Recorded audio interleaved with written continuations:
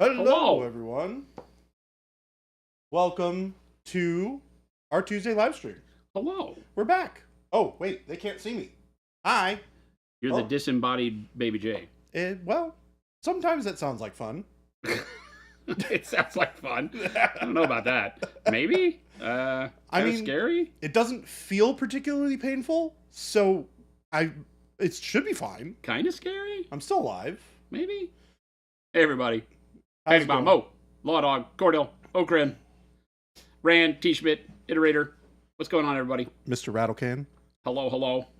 I love the way that you've written your name, by the way, Rattlecan. It makes me laugh every time I see it. I don't know why, but it does.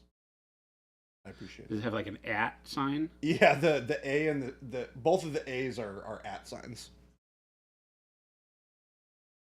I have, we got some additional stuff for me printed out.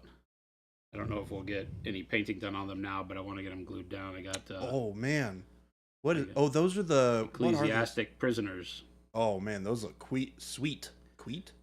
Those look very cool. I like how they have their hands in the stockade thing. Yeah, and bombs. And they got bombs on their backs. They got like weird old circular dome things on their head. Those guys are creepy. Dead Nerve, what's going on?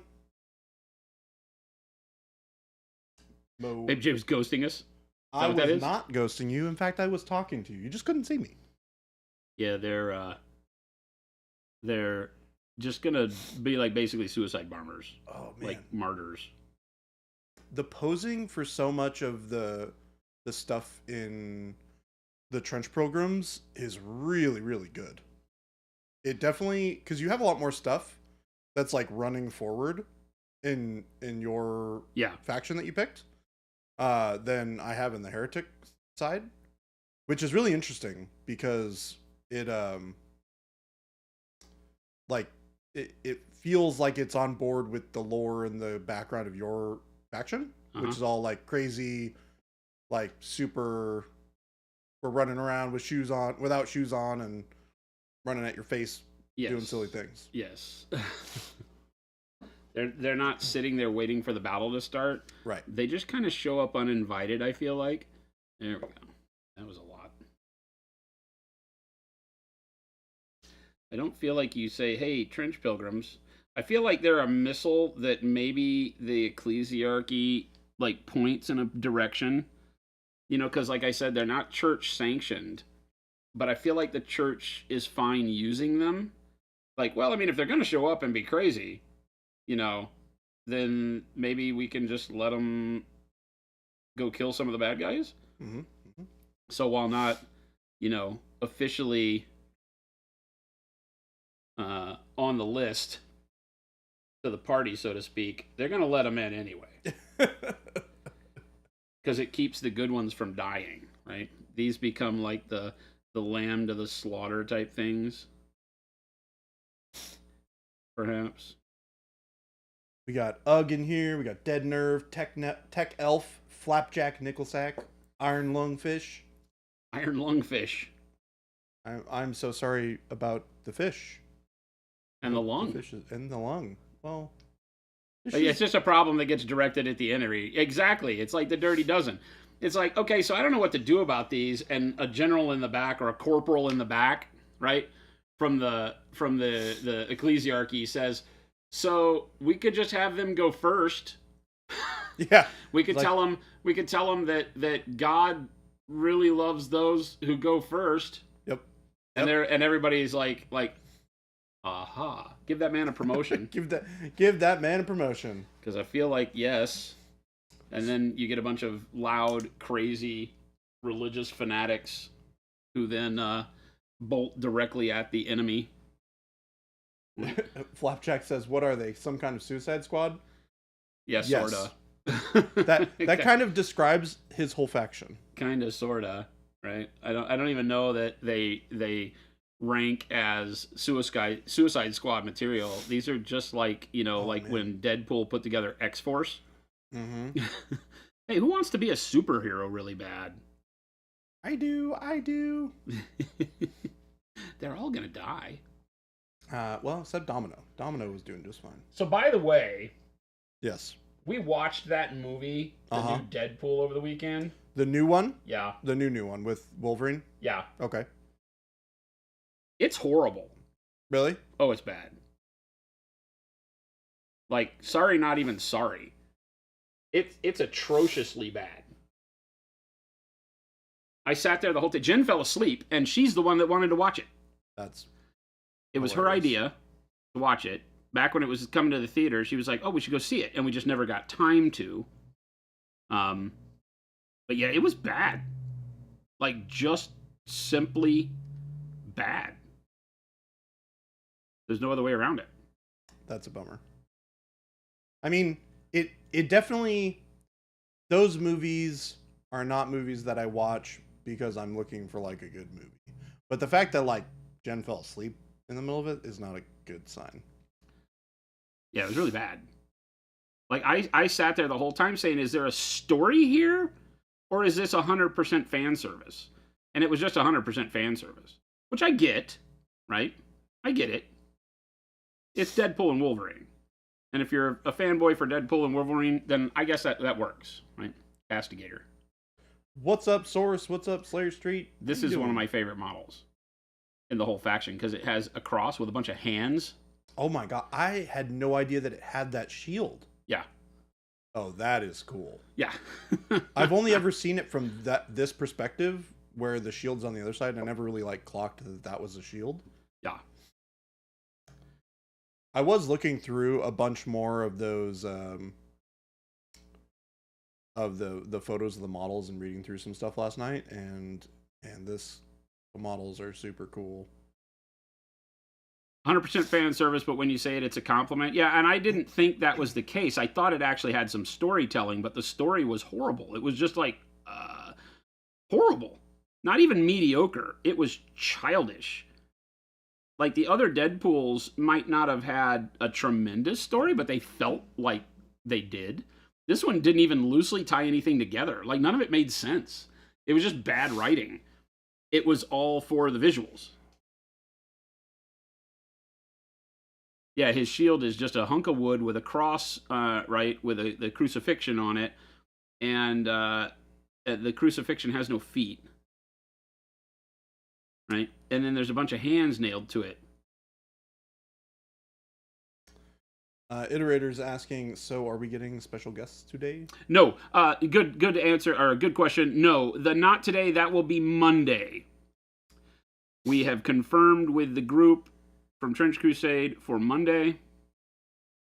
I apologize, we were not able to make it happen today only because their entire Kickstarter and the backer kit announcement stuff was still needing time from them to get everything together. And so he asked if we could please hold it until next week. And I said, most definitely not a problem. So there we are. So this flail broke, and that's a bummer because I think it shattered and took pieces with it.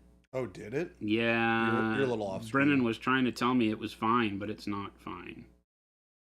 That's not fine. That doesn't even connect correctly anywhere. You're off screen, by the way, Jason. Yeah, I can't. Well, I can't hold it to where I can Oh, see it to put good, it together. So, sorry. Yeah, I don't think that's gonna work. He's gonna have to reprint that hand. That's not really a doable thing, I don't think. I can kind of see the way it's supposed to go. Maybe something like that? Oh, that looks pretty close right there. I'll put glue on it and see. But I'm probably going to have to break the hand off or cut the hand off and do a whole nother one. Because that's going to look really crazy.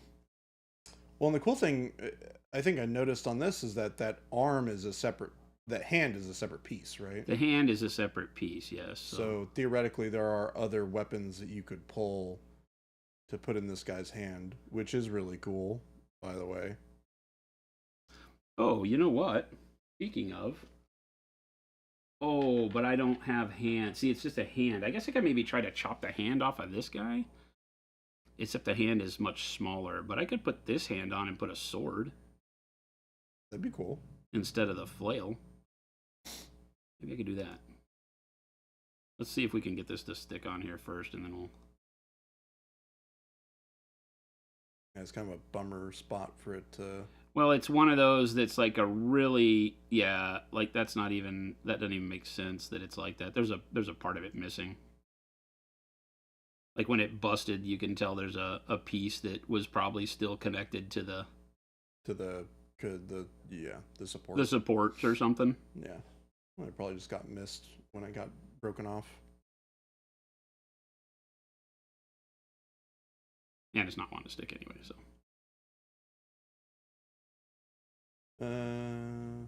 Yeah, they were talking about the Pledge Manager opening on Friday. They're getting the last little bits together for it, which is pretty sweet. Vector, hello, I messed up. How do I fix? I need to undo a superglue joint. It's an unpainted model made from plastic. It's okay if all superglue goes away. There's two kind of ways that I know of to get rid of superglued pieces.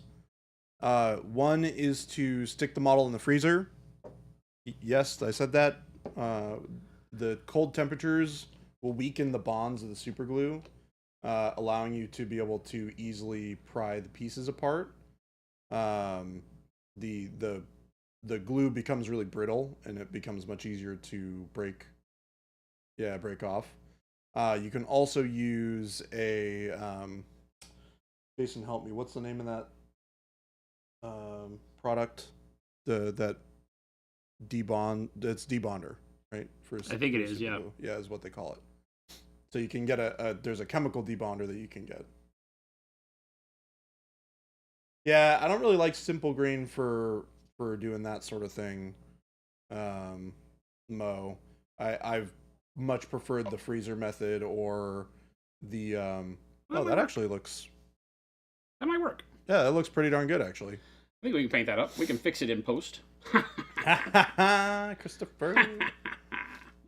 Just dunk it in acetone. Definitely don't do that. Don't do that. That will melt your plastic model. Is it at the point where you really can't do anything to like cut the piece off, like with a knife? Yeah, I mean, if it's plastic, it should be pretty easy to be able to cut off as well, I imagine. Castigator. He's the... I love that one. That one's probably my favorite. This one's so beat down. Yeah. He's like, oh, again? Yep. Well, hold on, Jason. Again? Do you think that any of these guys ever get an again? So the part that I like is it looks like there's det cord on his butt. So there's somebody with the fuse. Yeah, I was about to say, is that for priming like this guy's running off, and there's a dude with the actuator standing, and he's like, no, a little bit further, a little bit further, a little bit further, and boom, you know. So he's got like a spotter, and this guy just runs up and detonates in the bad guys. I love this. That's awesome. Right, because this guy has the same. He's got like the det cord spool on his butt. I mean, that's totally what it's for, right? Yeah, it looks like they literally just cut the chains and are like, go that way. Yep. I wonder if these guys are prisoners. They have this thing on their head so they can't tell what's going on. They know they're chained, and then they just release their chains, so these guys are trying to run away. That's the story I'm going to tell in my head. They're called prisoners, These guys are just trying to get away. I'm pretty sure they don't know they're not fighting for anybody. They're just like, I'm free, and they run. I mean, they're literally called ecclesiastic prisoners, right? Yeah, but I mean, they just run away, like they're escaping, much to their ignorance that what's really going on is they have a big bomb strap. Is the spotter is like, just a little further, just a little further. Boom. Here is the other stigmatic nun. No problem, Vector. That's the best way to do. Vector says that they've tried cutting it already. They're gonna find some debonder. Well, before you go out and buy debonder, try sticking it in the fridge first. Or I'm sorry, not fridge, freezer. I'm gonna put it in the freezer. This one's awesome because she literally has boots, shoulders, greaves, or gloves, and a helmet, and she's naked. And she's naked. And she's just naked. So that one's pretty good. And she's Panic got some Bomb. hack and chop stuff. The Mason Cleaver, yeah, exactly. Well, she's the same thing as this. So yeah, they have weapon combos, you know, sword and pistol. I like that she is actually wearing the same like the leg plates and the gauntlets and the shoulder plates are the same. Yeah. The helmet's a little different, which is cool. Doesn't have the wings. Variation. This one's the senioress, or she's the senior of the party because she has fully clothed, and she's got the helmet with the doodad. Mm-hmm. This one's still earning her keep, I guess. I guess. I don't know how this crazy religious fanatic stuff goes, but that's how we're gonna say it. Yeah, that's nuts because I thought maybe she had pants, but I don't see any pants. I mean, you can probably make pants happen if you really want to, but I'm gonna be honest, she looked naked. Yeah, it's naked. She's got like a loincloth, naked. Yeah, boots. she looks naked as heck. And boots. So there's a hat. Being drenched in blood really helps sell the look on the top of stuff. Yeah, exactly. And that's the thing, right? Because on this one, the whole helmet, shoulder plates, and chest are like covered and drenched in blood. Mm-hmm. So I think that's how we're gonna do her. Somebody asked a question. Mo is asking. It says, "I like the Mason Cleaver. Do they have other weapons also?" Yeah. I don't know if those have like pre-cut arms. Oh, these are one-piece models. Yeah. So these are, you get what you get. But there's some people out there that make third-party versions that have lots of different weapon choices. Rifles, submachine guns. Jason, do you need the 8-time up, or can I go back to the full screen Twitch? Okay. No, you can go back to the other one. It's just easy to pull see the comments when they come in. Law Dog. As much as it's nice to have a break from game delay. What? I think the YouTube Twitch chat integration isn't operational. What do you mean? Is YouTube not working? Nope. It says it's streaming right there. Is the YouTube chat? Anybody on YouTube type a chat? Are we not seeing you? Yeah, please, if you're on YouTube, please try and type in chat. Do we not have... Oh, yeah, this is like all Twitch. Yeah, right? I don't see anybody from YouTube. It says that it's streaming with 13. Hang on, give me the mouse. Yeah, you got it. Let's do this one. Let's close that. Go docs. Chat. See if we can reinitialize it on our end. I'm checking to see if it's up. It says that we're live.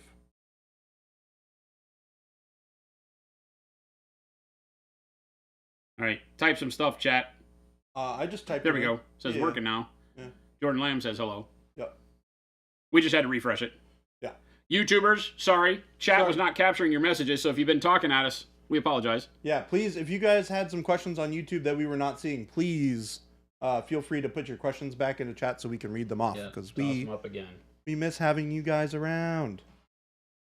Yeah, that's right, because we did have Rattlecan earlier, so something weird must have happened. Oh yeah, Rattlecan spoke to us earlier. No, that's what I'm saying, is that it must have desynced at some point, because Rattlecan was on YouTube earlier talking to us. Good on YouTube. Stuff in chat, it's me. Bud, what's happening? Howdy. YouTube test. We're free from their tyrannical rules. Quick post. Uh-oh. We will not be posting. Well, I was going to say we will not be posting propaganda, but that's kind of ironically what we did for the picture that we took earlier today. If you think about it. Turkey propaganda? Yeah, it's turkey propaganda. Is a holiday photo now propaganda? Well, that original photo is World War II propaganda thing, is what Jen told me. It was the nuclear family in World War II? Yeah. Something like that. Hello, everyone from YouTube. Welcome back to the Welcome back to everybody that hung out for the entire time yesterday. It was crazy. 5 hours of stream. You went for 5 hours yesterday? 5 hours. Holy cow. What the heck? We did all the things. Did you do all the things, or did you do all of the things? We did all of the things. Okay. The fans would not stand for less. They wouldn't let me go home. So we stayed, and we had a good time. A good time was had by many, if not all. Turkeys are secretly working with cats to take over the world? Hi, Slow Views. Hi, Jen. Did you change your hair? Yes, she did. Yes. Hi. I'm looking awfully beardy today.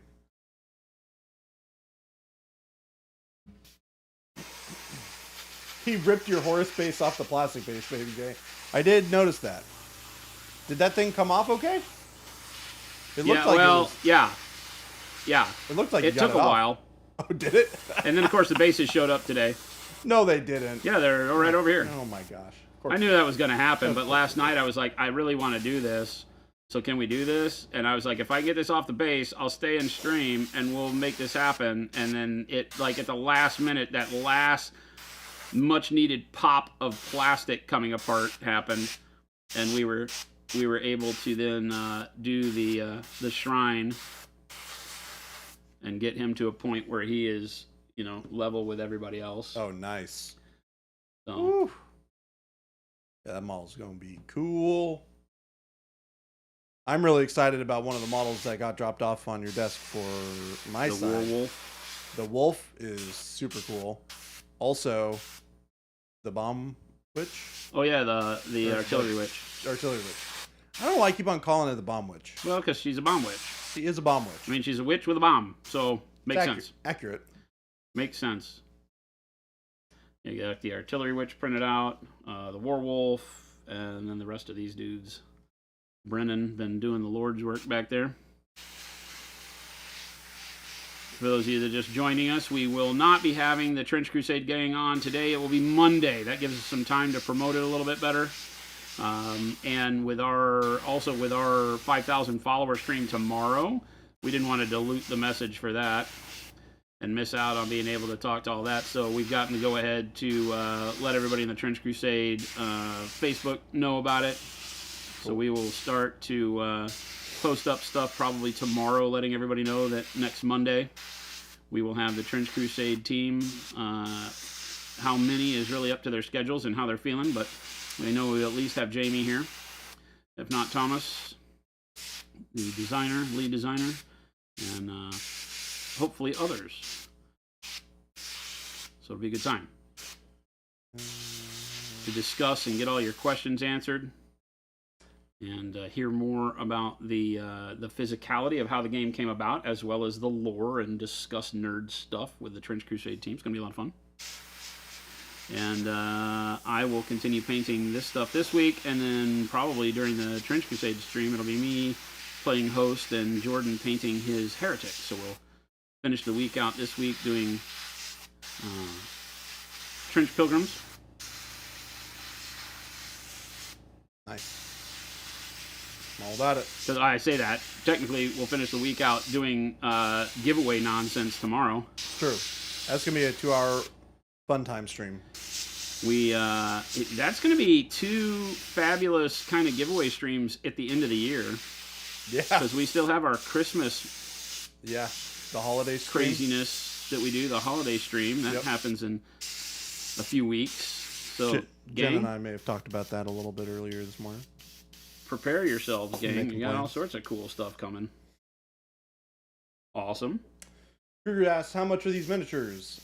Kruger, the best way to find out, because I don't remember exactly what the split is for the physical miniatures or the print miniatures. You go to the Kickstarter page, all the prices are laid out there. Those prices should be the same ones as reflect in the late pledge options when they open up, I imagine. Flapjack, I cannot wait to paint the Artillery Witch. Yeah. That model looks great. It's fun. Also, there's something about that old style of bomb with the fins. Yeah. That is like really cool to me. Yeah. Like, I love that the guys that you have that you're just talking about or showing the ecclesiastic prisoners. I love that they have those finned bombs on their back. It just is like there's something stylistically about it that I really like. It speaks bomb. It is it like, is it's the iconically icon bomb. for bomb. Yeah. Like nothing else except for like the bomb that I use on the snail, right? That's Yep. like the old black circle with a fuse coming out of one end. Those are the two. Those are the two that mean bomb. Everything else is like just playing second fiddle. Yep. It's a big doomsday device.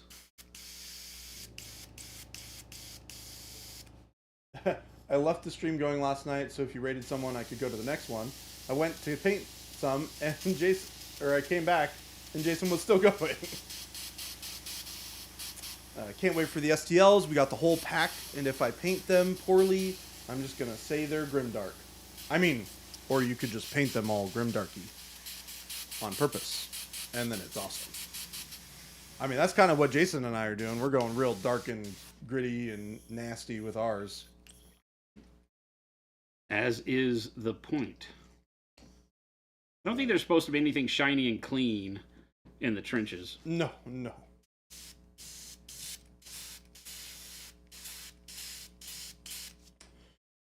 Now slow fuse. I got an idea. Oh no.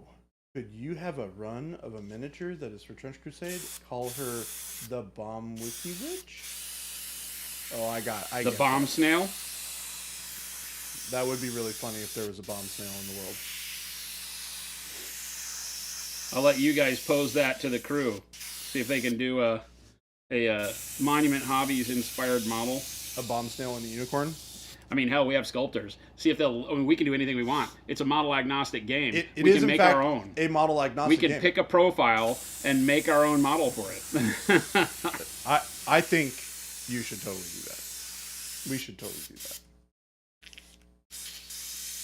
Is Slow Fuse gonna give away his palette again? I could. I definitely could. I've been using a paper palette, so we're primed and ready for that. If that's what floats your boat. We've given away and auctioned off many of my palette papers along the years. That's so funny to me. And we have people that have sent us photos of theirs framed on their walls. I'm like always blown away, you know, because we do it as a complete jest. And there are people out there that have framed Slow Fuse palettes. We used to, when we would finish a big project, we would raffle off the palette that I used to paint that project, so it had all the colors for that model, which was kind of silly and fun. Let's see here.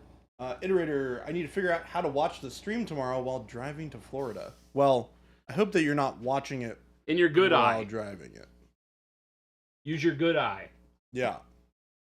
Let your bad eye do the road, and your good eye should be on us.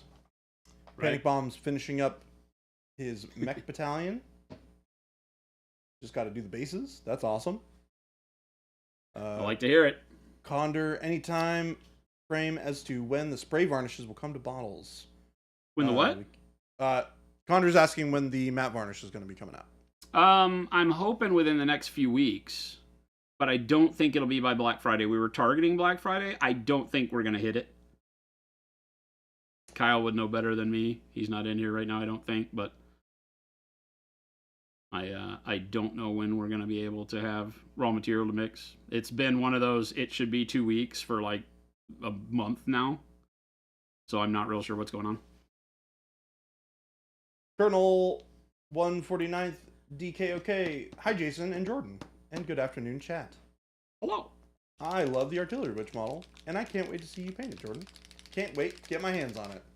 I am really excited to paint it, and I hope you join us next week while I work on getting through all that stuff.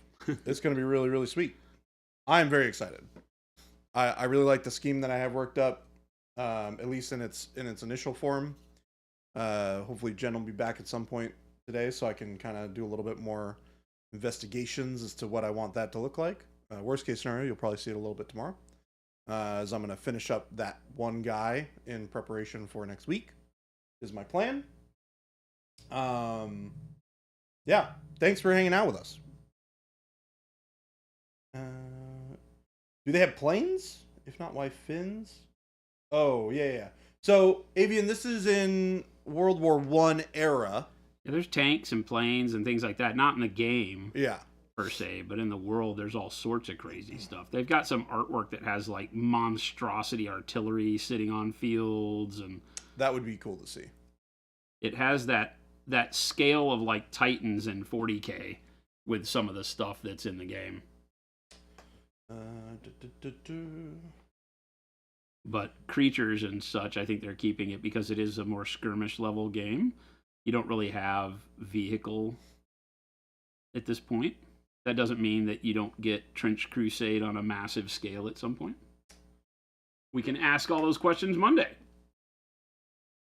Colonel is asking what you're going to be painting today, Jason. Well, this is another Stigmatic Nun. This is the one that I was really hoping to have first, because I feel like it tells the Stigmatic Nun story a little more than the fully armored one does. But yeah, we're going to be laying the paint down here, and I'll probably be focused on one of these individual characters today. But that doesn't mean you don't see me motion around and do some more assembly line work on some of the others too, as I come out with colors that I need to paint. I just want to interject here really quick.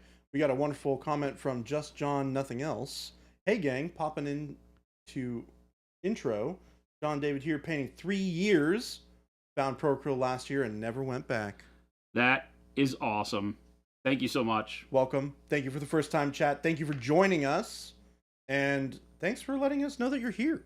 We love to hear when people get really excited about the hobby, especially when they're relatively new into it. I know 3 years sounds like it's a long time, but we got some old hats here in chat. Jason's been hobbying for a long time. I've been hobbying for a long time. It's really exciting to see new people getting into it. So we love to hear it. Thank you so much for. Somebody likes us. Whoa, that's very loud. Holy cow! Woo! My goodness. All How right. does that translate to chat? Do they hear that? I don't know. Chat, did you hear that?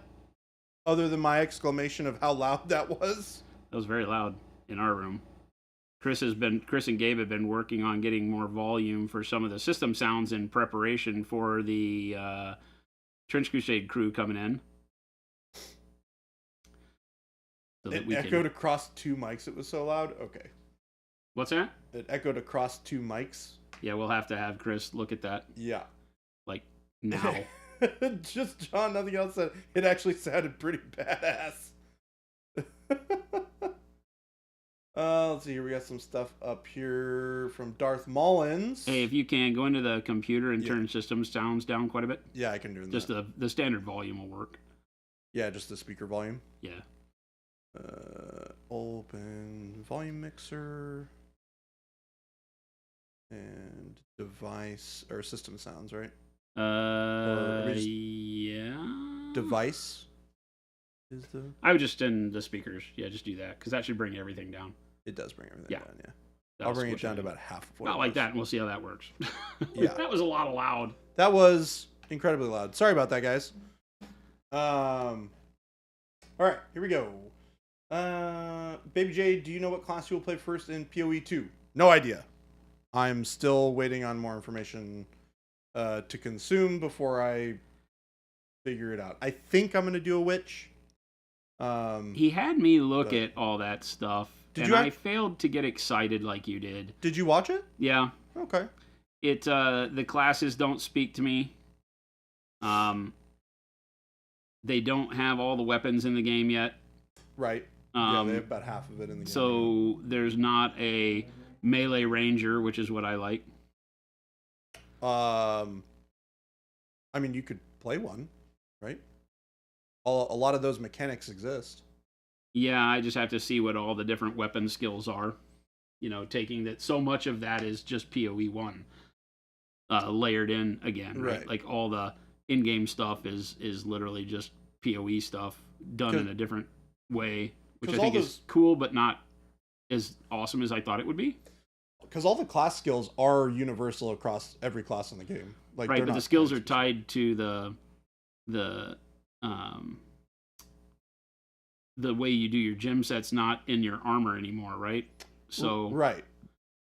So you got to go into your gym tree and pick the ones you want and layer them. You do like a bajillion combos, which sounds really cool. But they don't have the weapons. Like, they don't have claws in the game. They don't have all the melee weapons. Yes. Now, because like I don't like daggers in PoE. So have they Right. changed daggers? Have they they changed the skills and the way that make the weapon work? That I'll have to see. They didn't explain that very well. Yeah, there's a lot of, so every weapon has its own inherent skill attached to it. Whether or not you're going to be using that as your primary skill, basically they said that it is not optimal to just go all in on the primary skill from the weapon. Like, it's better to be using skills and have that primary weapon ability be a part of your, like, comboing. So you're going to have the decision of, like, I'm using this particular weapon because it offers me the ability to have this skill that I can combo in with other things. Or you just won't use that passive attack, potentially. I'm not 100% sure. I really need to get into the game and find that's out. not true, right? If you want to do stuff that takes bows, you got to use a bow.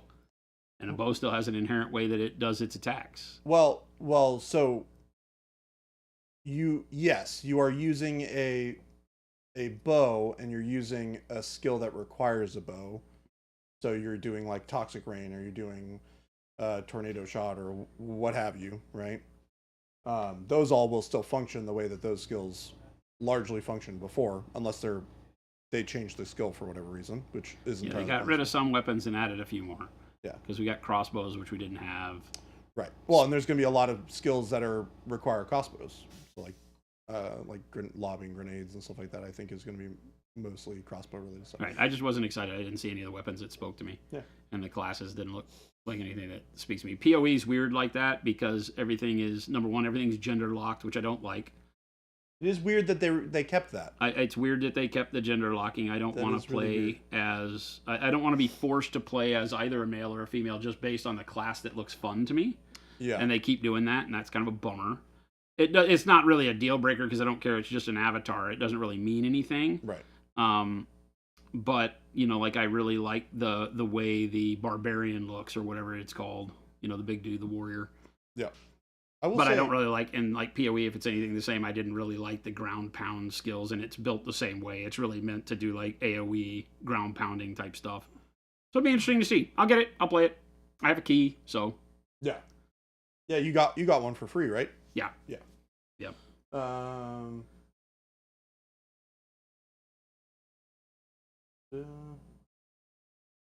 Would be interesting to see take some planes added, but as battlefield terrain. Interesting. Cannibalistic zombie is asking, but Jason, you promised us Noosh.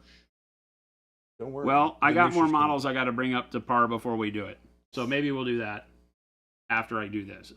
I mean, that's kind of what I have to do anyway. Even if I'm going to just paint one of the characters, I have to do the Noosh part first because it's the messiest part of all the metal.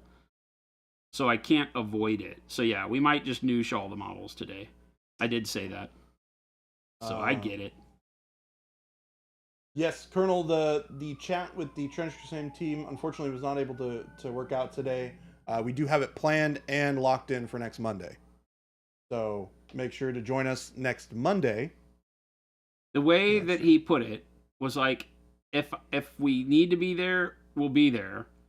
But they would really have liked to have been able to deal with all the tax stuff that they're dealing with right now and get that cleared out. And because I have had a bunch of days here recently where dealing with that kind of the side of the business is all you can think about, I chose to make sure that they were refreshed and here wanting to talk to all of us. Yeah, and not worrying rather than worrying about their issues with getting all of the VAT stuff handled for the backer kit. Yeah. So I took it on myself to make sure they knew that they didn't have to feel pressured to stick to the schedule. We can redo the schedule, and they asked to do that, so that's what we did. That's good. All good. Yeah, I'm happy that, you know, one, I'm happy that it sounds like they're getting everything sorted out, which is great. It sucks that they ran into that issue. I read their announcement about it earlier this Yeah, it's just morning. one of those things, right? Because like the way they did if they'd have done it on GameFound, I think GameFound takes care of taxes. Kickstarter doesn't. So Right. they had GameFound originally, but GameFound was not able to do separate taxation for the things coming from the different parts of the world. They have to do it. They have to collate it. One rate. Yeah. Whereas BackerKit allows them to have things come from multiple locations and tax separately. Yeah, So whatever. Doesn't really matter. yeah, it's that's just a lot to handle. yeah, which I mean sounds like a huge pain in the butt, right? Because they had everything planned for one sort of back end BackerKit type product, and then they had to completely switch to another one. They had to find one that worked, make sure that it worked, and then switch all over to it. Which is, you know, I mean, having done a little bit of Kickstarter research in my day, I can tell you that sounds like a huge nightmare. So props to them for getting it all sorted. And I hope that it goes smoothly from here on out. But yeah, we will be having them back. It sounds like next Monday, so we're really excited for that. They'll be rested and refreshed after the weekend. Hopefully, we'll be rested and refreshed after our weekend. It'll be a great Monday to come back to. Zazan is asking, how is the walking church looking? How is it doing? Yeah. It sounded like Zazan may not have gotten to the end of the stream yesterday. Oh, Zazan, did you have to leave early? Potentially. Just the question is just how's the walking church looking?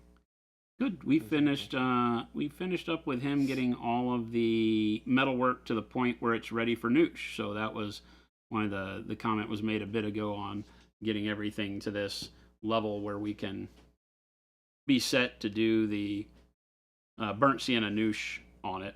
And so that's where we're at. Looking good. It really doesn't have that much metal. There's a lot of wood.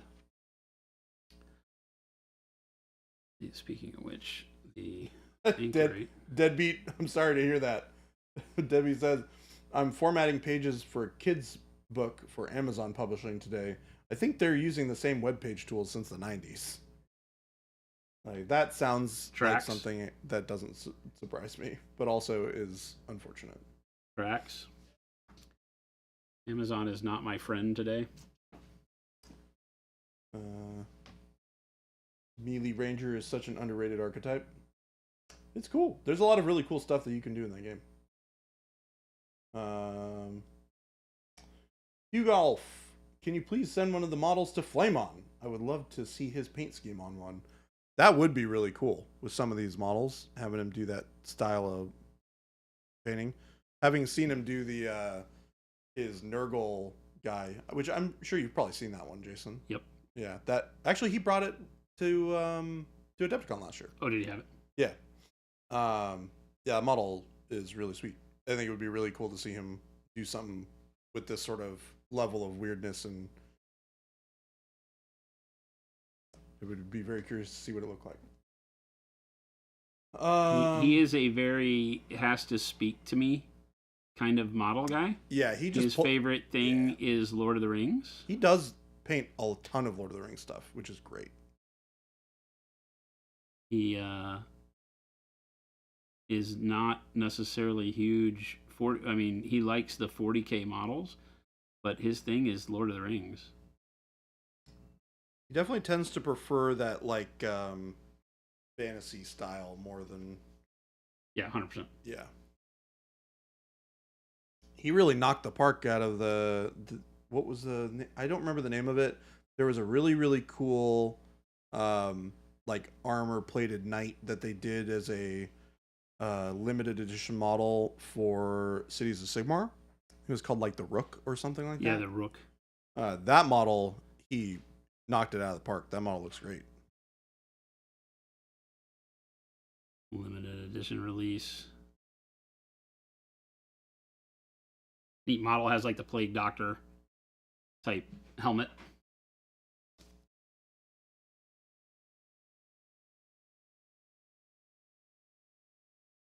The Print Goes Ever On is where I think I got all of my Wood Elves for Lord of the Ring from. Because GW made them unavailable on the site for months and months and months. And I was really excited about getting an army. And I found the Print Goes Ever On Etsy. And tremendous models. Great sculpts. Way better than the GW ones. In a lot of cases.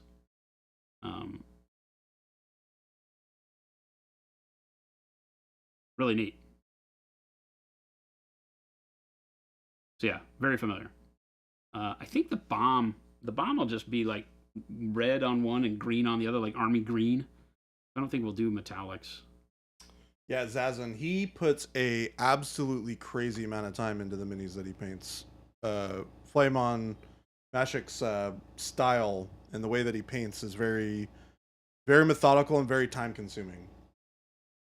It's pretty crazy to watch it come together.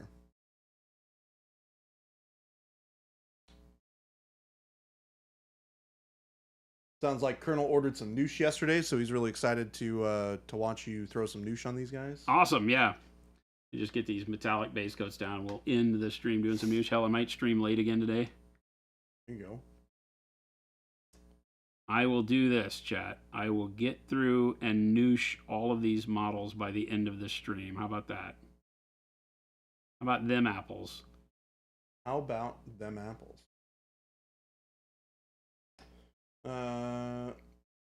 Mo is asking, with the impending tariffs coming, will any of the monument products be affected by it? Question mark. Well, we don't know what the tariffs are. Right. There are already tariffs. We don't get much of our stuff from overseas. We get the bags and stuff that are made overseas have already had that tariff on them forever because none of the Chinese tariffs ever left. The previous administration or the current administration did not remove any tariffs that were set up from the previous administration. So those tariffs have been there forever. So we're used to that. Everything else, we did a very good job early on of bringing that all that work stateside. So all of our bottles for our paints and all that stuff is made in the States. He may choose to, or the administration may choose to do tariffs on like England. I don't think that any of the tariffs to Europe or England will last very long because I think they will have the noted effect very quickly of having those countries alleviate tariffs for the U.S. pretty fast. But we'll see. You know, that's a deal where you just kind of have to wait and see because it can go a lot of directions. Tariffs, when they work, provide for good equal trade on an equal footing for countries that, you know, are kind of being a little foolish with how they do it. And Europe definitely does that to us. They charge us a tremendous amount of tariff. Like Procryl, it can't be the price it needs to be in Europe because of tariffs. But the same product sent over here has no tariff. So, you know, that doesn't make any sense to me. It never has. I agree. So we'll see how some of that stuff works out. It'll be interesting to know. As a company, we're ready to do anything we got to do. So, Carl Duty, you've got a good question here. I love that name. Yeah, I know. What is the difference between Procryl transparent paints and speed or contrast paints? So the speed and contrast paints play a game of having a lot of petroleum products in them that makes them slide around on the model like a wash, and carry that pigment around better so that you get that effect, right? Transparent paints are just less opaque, but they act like normal paints. They're not a wash. They're not a speed paint, but they can be turned into those types of things very quickly by using our mediums, like our glazed wash medium. They are super vibrant, single pigment paints. Single pigment meaning that, you know, there's no mixture of pigments in them to get the coloring. And when you do that, you wind up with most of those single pigments are more see-through. That's just the nature of the beast. So you get a a lower opacity, which makes them very flexible. They're also a little bit lower viscosity, so they are easy to thin down and still keep really good color in them. I think if you use them, we'd say all the time they're one of the most versatile paints we make. They do so much: glaze, airbrush, do whatever you want to with them. Mix them into other colors to make those colors more vibrant. Mix them into metallics to make different colors. Jordan shot a fantastic video that's over on our YouTube that shows you all the different ways you can use them. I'm going to put that link in chat for you guys. I would say go check that video out. It explains a lot of what you need to know on all of that. Hey, where'd it go? Oh, there it is.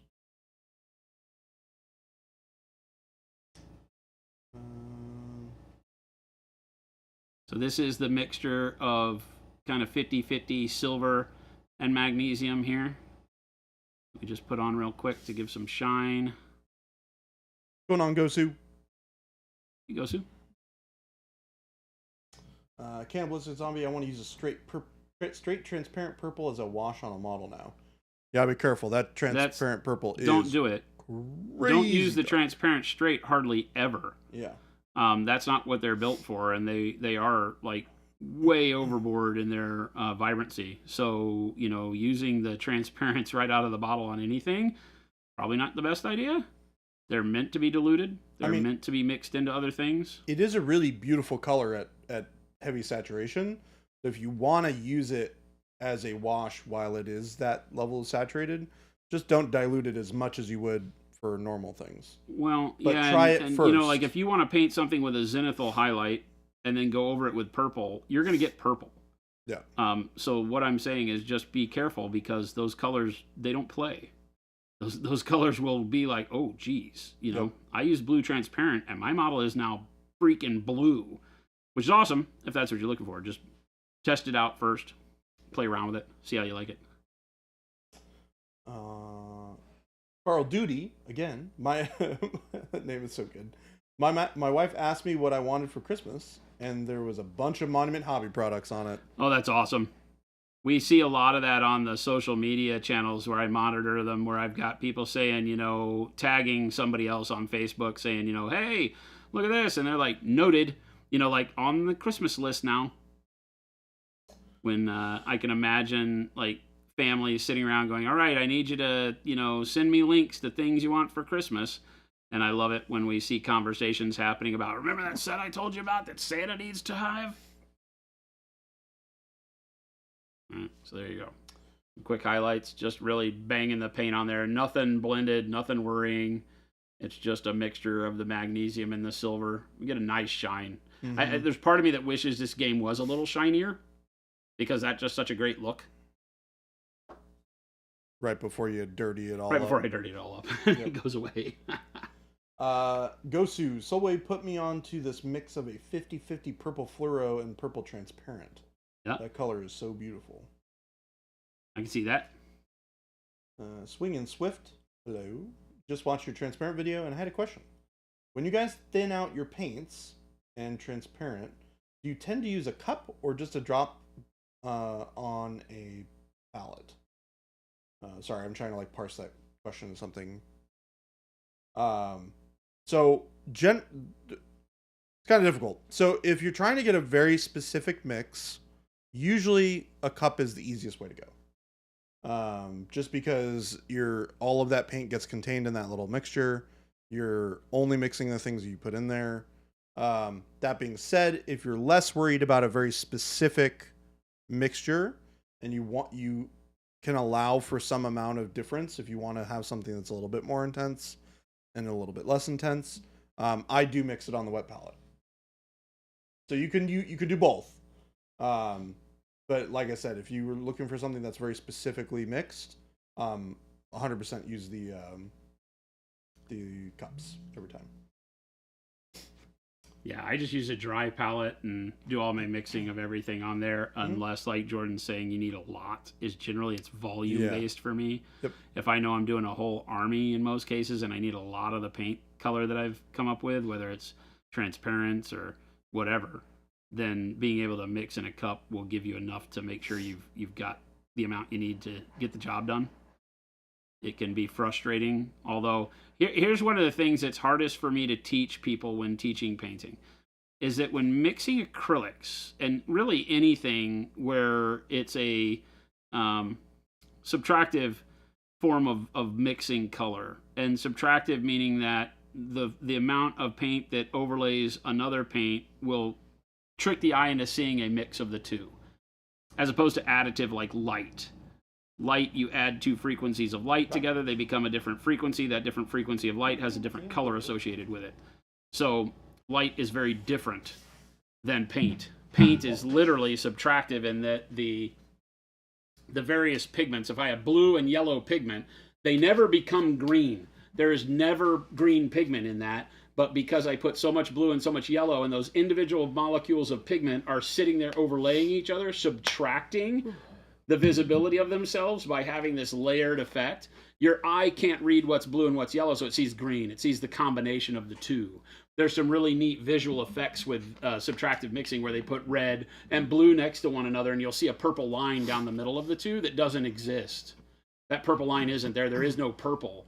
They just, where those two colors come together, your eye can no longer distinguish one versus the other, and that's the whole idea with pigment. Mix those pigments together, your eye fools itself into seeing those colors. That's a whole deeper conversation into why Pro-Acryl paints are better than other paints, because we mix the right pigments. We don't ever mix blue and yellow to make green. We use green raw pigment to make green, and then we add stuff to the green so that no matter how you blend it or mix it, it's always base green, as opposed to there's a point where if you mix blue and yellow together to get green, even though that's the artist way, right? As soon as you mix that color enough out, what it becomes is blue and yellow again. It stops being green, and you're expecting it to mix like a green when there actually is no green in it. So whole different philosophy with regards to paint. Hi, Jen. Hi. Welcome back. Thanks. What do you find in a box? Brian. Oh, I thought when you were in here that you were done. I was hoping that was Well, going to be easy. I mean, I did what I could do. Okay, and good. then I gave it to Shelby. And Good. Get over from.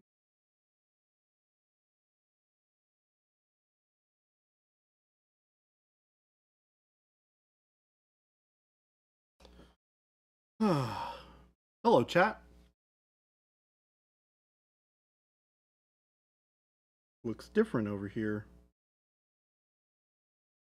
Lol Canoe 2 said, I know I've missed it today and yesterday. What's the color for this metal? Is that magnesium still? Magnesium, and this is 50-50 magnesium and silver. That is the first highlight. Well, it's the only highlight, really. I'm not going to highlight any more than this before we do the wash. But yeah, this is magnesium and silver, and I just kind of bang it on. You can see I'm not really blending or worrying about it. I just put it on the high spots to get a little bit of shine off of it. So it says, Awkwardish asked a question earlier. Wanted to make sure it wasn't missed, but I don't know how long ago that means. Awkwardish, ask again. Might need you to type it again.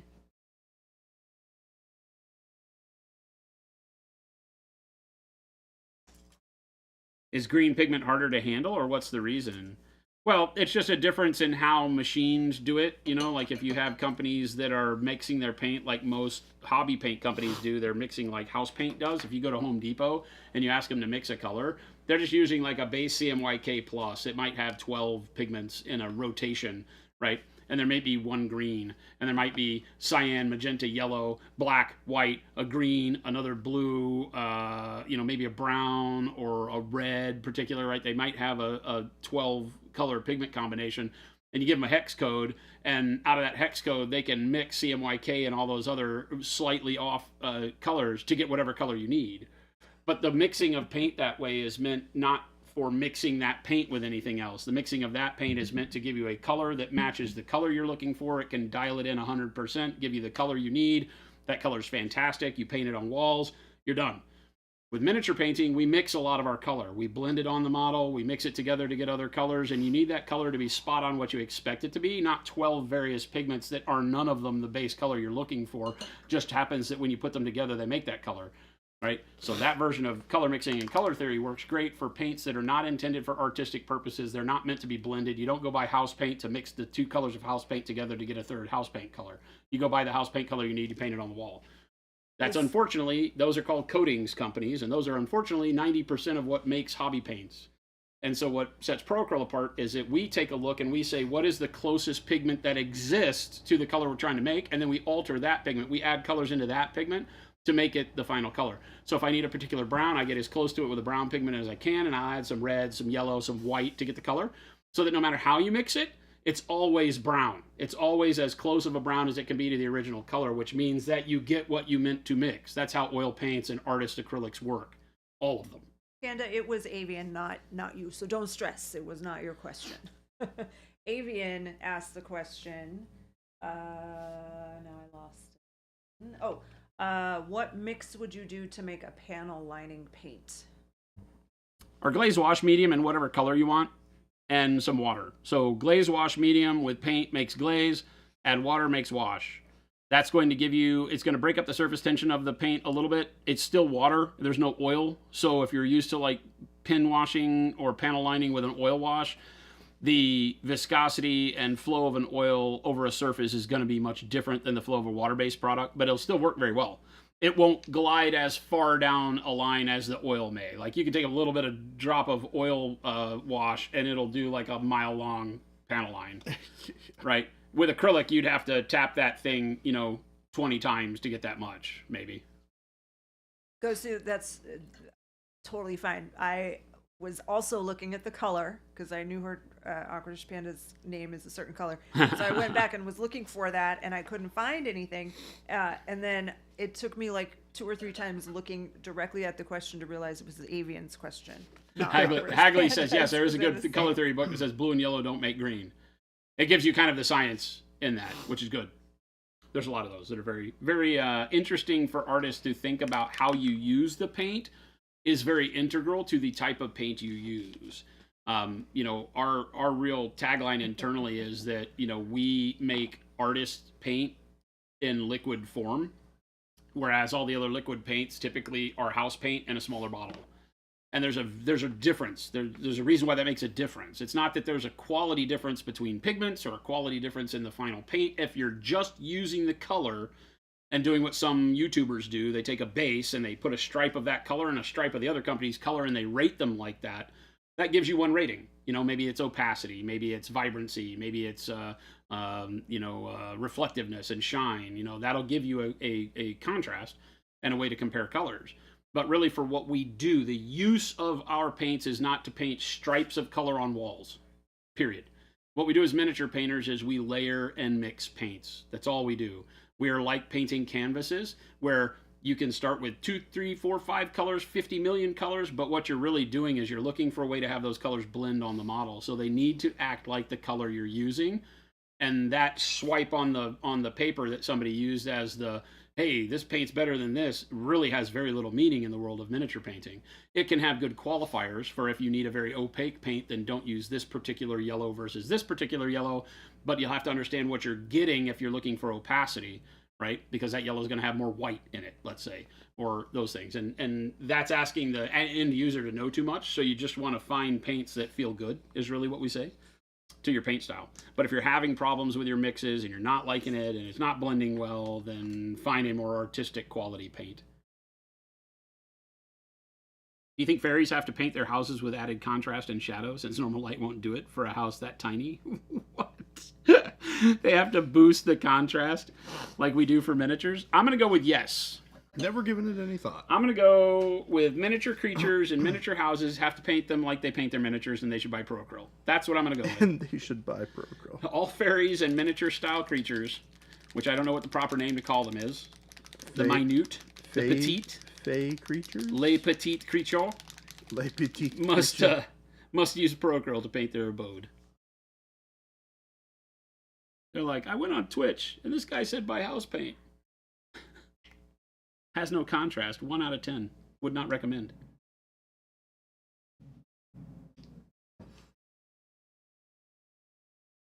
Do we want to have 2 cameras or just one? Focusing on anything specific that you want to be the only... Oh, I'm zoomed in is the zoomed thing. In,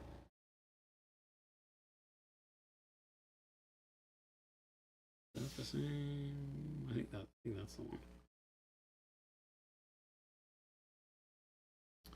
All right. It's all broken, Christopher. It's all broken. He was super zoomed in, I think. Oh, yes. Yeah. Carl Duty said, what's the difference between noosh and a wash? So a wash is what we call an additive painting material, meaning that you're going to put it on the model and leave it. Noosh is a subtractive medium, meaning that, as you'll see, you put it on the model and then you take 90% of it off. Like, this is an additive wash. This is our black wash. So I'll just put this on the model and it stays on there. I might, take some of the blotting away, but in reality, I'm just trying to turn the model this, filter of black on everything that is going on here. So where I painted it's supposed to stay. Noosh, when we get to that point today, you'll find that noosh is meant to glom it onto the model and then wipe it off and move it around the model to make neat effects.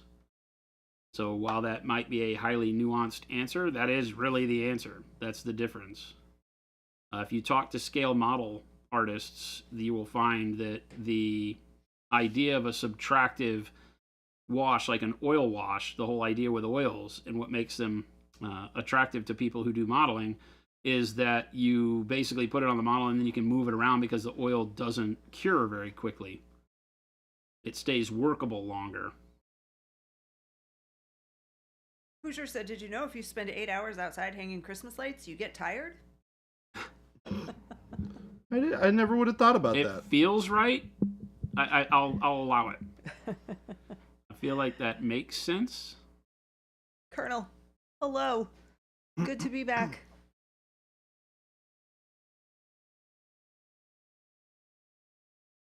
No kidding. Leave them up all year round like I do, said Ghost Hunter.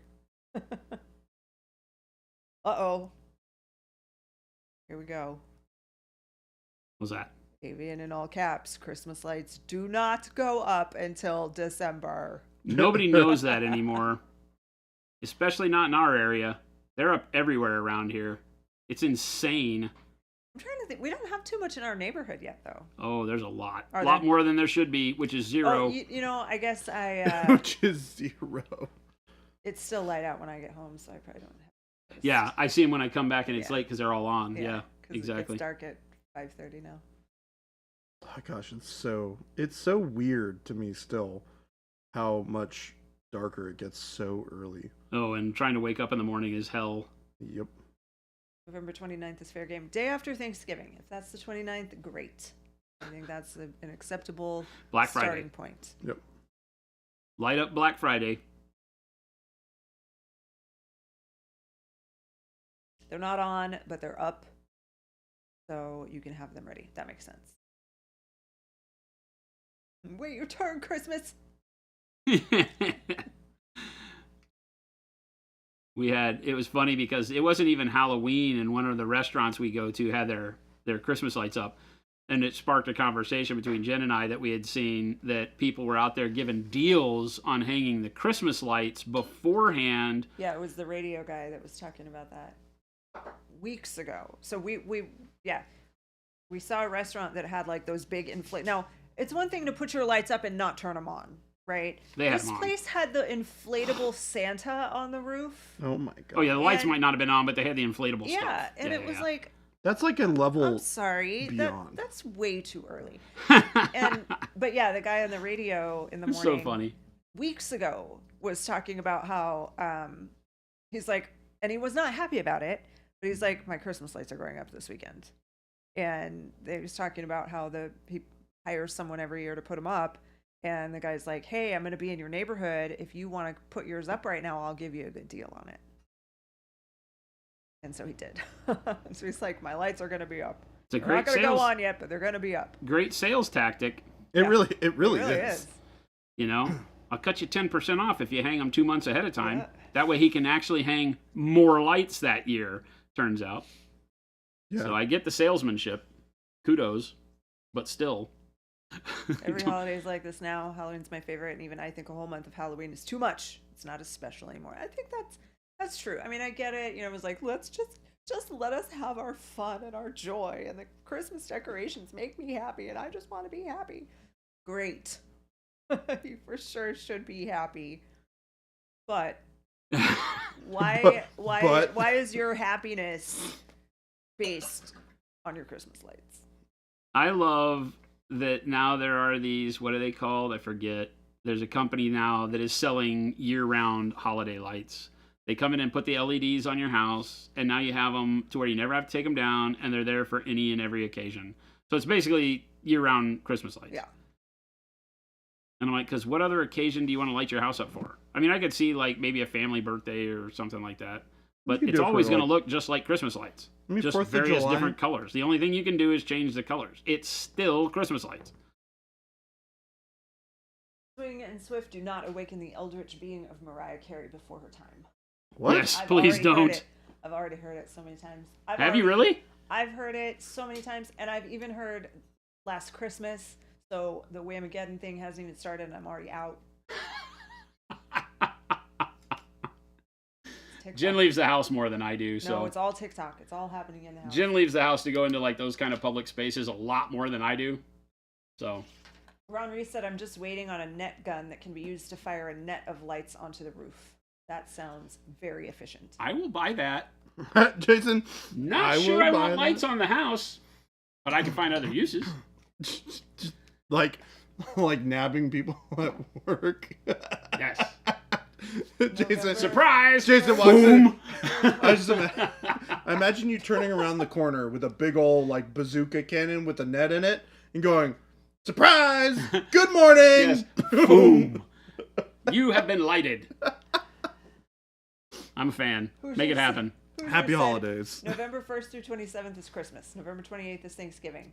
The 29th through January 3rd is Christmas. No. Have you seen this video that's going around that is somebody who's done the decorations with the audio and the digital LED controls, and they have it on a tree, and it's some almost like a crank caller scene that is a pizza delivery guy who says, "Hey, this is so-and-so with your pizza delivery. I'm stuck in traffic. There's a lot of shooting. I'm not sure what's... Oh, wait!" And he starts cussing, and he goes, "Let me get my gun." And you start hearing him like he's like you're hearing this over the phone, and he's like shooting at the people who are shooting in traffic, and he's shooting back and the yelling heck? and cursing and expletives. And then he finally, at the end of it, he gets back out and goes, "All right, it's all clear. I'm on my way." And the guy has it in his Christmas lights. He has the lights flashing to the bangs of the gunshots, and he's got like a little guy with a Domino's delivery car and digital LEDs on the tree. It's insane. That's crazy. Absolutely insane. Use it on Cora when she makes a run for it. Hi, Cora. The net Boom. gun. Boom. You've been lighted. I don't think she'd like that. She'd either not like it at all or probably. Or Cordell says today's the first day to have Christmas lights on in Germany before it's not socially acceptable. You guys don't have the same Thanksgiving rule that we do, so that makes sense. Right?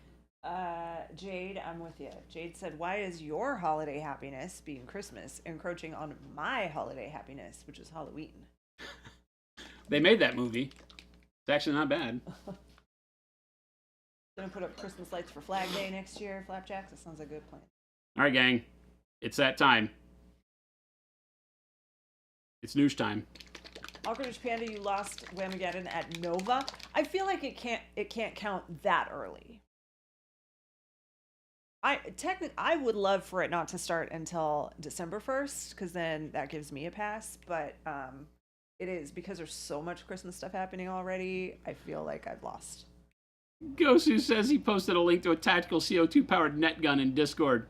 The world's in trouble. It's a good thing Mike's not here. Death Ray. That's hilarious. Death Ray and net gun. You together, realize you would have- realize if you net somebody and then point the death ray at them, they can't get away. Yeah. We are apocalypse prepared now. Yeah. Paint. Alpacalypse. Alpacalyptic. Alpacalyptic. Yep. All right, so I'm going to do about that much, Noosh, because we got a lot of models. That's probably way too much, but New shit. we're having fun. Yeah, careful how you write that. Here, if you have too much, I can steal some of yours. Colonel said, Jordan, I am loving the color scheme for your Heretic Legion. That's a great combo. Yeah, I really like it. It's almost like I maybe have accidentally painted something very similar before.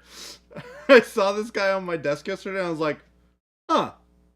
It's almost like I like this scheme for this type of thing. Yesterday when you said, I'm going to paint them red, I'm like the other army you never finished. Your Imperial Guard. It's okay. To be fair, though, these models are cooler. Game Delay, did we talk last week about how great it is that your kid's in Discord trolling you? Oh my gosh, that's so good. I heard about this. I can't remember if we talked about it last week, but that was so awesome. Of like, hey, send me some wizard's butt and I'll put it in a glass case where my dad can't see it. Or That was can't get awesome, to by it. the way. Absolutely freaking awesome. Absolutely freaking awesome. I don't know how much this mix is, so the fun thing about Noosh and other mediums is you just have fun playing with it. A little bit of water to go on top of that. And then we mix it all up. What color was that? Was it burnt umber? Burnt sienna. Burnt sienna. Yeah, we don't have a burnt umber. Oh, we did discuss it. I can't remember. My time is all running together in my brain.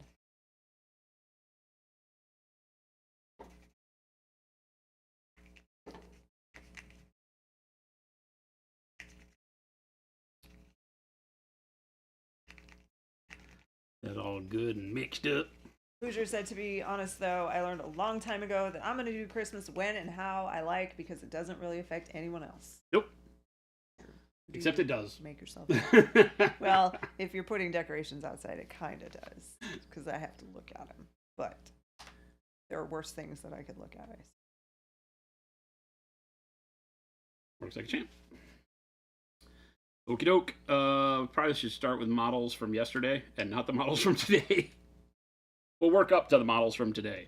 So I'm going to set the 4 models that we've done today in the last hour, and we'll do all these instead. Okay, so it's not, the Noosh is not bad for your brush or anything. You can just use a standard brush. Since I'm doing, quite a bit of deliberate large surface painting here, since we're not trying to avoid any other parts of the model, because all we've done is the metallic.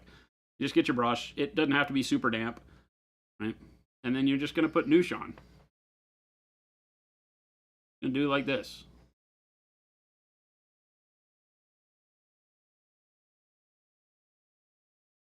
Like that. I'll do all the arm parts.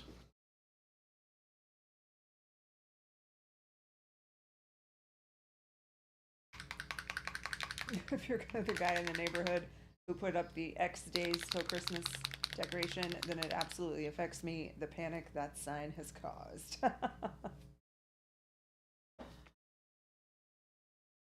Funny how the conversation comes up every year. Your kids don't let you do Christmas until after Thanksgiving. That's the appropriate time. Okay, so that's probably it. You don't want to do too much of the model if it's in various parts and pieces like this. If you're doing the whole model, you can kind of go wild. But we're just doing little bitty parts and pieces, so get it on there. Let it sit for a little bit.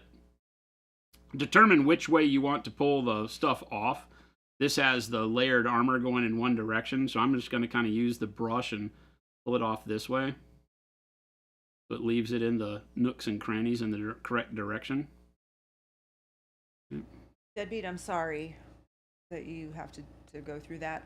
I am usually the person that says, wait, I had to change something on one page. Boom. Sorry. Sorry, Gabe. Sorry, Christopher. What happened? Deadbeat said, I just got the dreaded last minute message. Wait, I had to change something on one page. Now I have to redo the whole thing because of one page. And I apologize that Deadbeat's having to deal with that. And We then do that. admitted to being the one here who often says, wait, I have to change something on that one page. We do that. I do that all the time.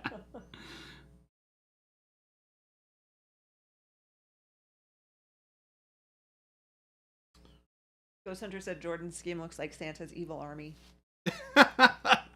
Yes. Noob Safer has a question for Jason. One question for you today. How would you paint the yellow assault helmets on Blood Angels with your Payne's Grade Dark Plum Bold Pyro Red recipe?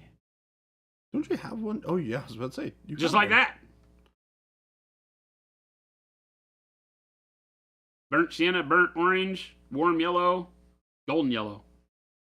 Might have done some yellow transparent over the top. I don't remember. Oh, well, but the question was, how would you do it with Payne's Grade Dark Plum and Bold Pyro Red? No, he was saying that the rest of the red is done with the Payne's Gray, Dark Plum, and Bold Pyro Red. Oh, okay. And what colors would you use to add yellow into that color scheme? And that's it. The burnt sienna, burnt orange, warm yellow, and golden yellow. You don't have to use the burnt sienna because you can see that really you're just getting the read from the burnt orange into the warm yellow, and then that into the golden yellow. And you're pretty good. You could highlight that then with pale yellow. I don't know that I did that on this guy yet. I didn't. But I would highlight it with pale yellow. Is that magnesium as a base coat? What did you put in the noosh? Burnt sienna. The good rust color. You want, anytime you're going to dilute a dark color or a color like this, you want to make sure you go a little bit darker because burnt orange or orange oxide could work here too. But because we're diluting it and rubbing it around, I like to go a little bit darker. You can play around with it at your end and see what you like better. They're all good rusty colors, but that's the goal. Right? Is you want to get a good rusty. In our case, we're going for rusty, dirty metal, so I'm going for a rust color, obviously. You just want to get it. I paint the whole surface. You can be more specific with your placement of noosh should you want to be, right? But there's no reason on this one because I'm not trying to avoid getting noosh on the rest of the model. It doesn't have any ill effect on the other spots of the skin or anything like that. So, I did the armor bits first, then we'll do this. You want to let it sit a little bit so that it gets the staining power on there because the quicker you wipe it off, the less color you'll get. Remember that, this is the ultimate look we're going for on all of these. And that rusty effect is done with the noosh, just like you see me doing here.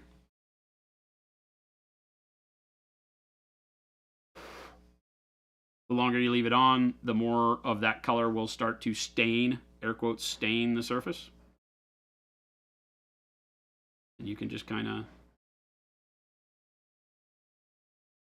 blot with the sponge on these small areas like that. We'll leave more of the paint. And you use the edge, and again, just make sure unless you want it, you don't want to leave a ton anywhere because it will be fairly vibrant in the cracks. You can clean this up with a brush. I'll probably have to get in with a brush in some of these tight corners. Move it around more. Jason, can I snag your bottle of noosh really quick? I don't seem to have one. Thank you. We'll hand it back to you in just a moment. I think I got enough noosh though. Well, I should not have to mate anymore. Jordan, I just don't want us to do is your model from the same thing? Same game? Yeah. Oh. Yeah. This is a different faction. So this is from the Heretic Legion, whereas his are all from the Trench Pilgrims. So I'm the bad guys. Okay. As I suppose is pretty normal for us. I can get a little I paint all the bad guys. damp brush and kind of get those areas that are loaded up a little more than I want them to be and move it out of the way. So sponge, brush, whatever you got, move the paint around.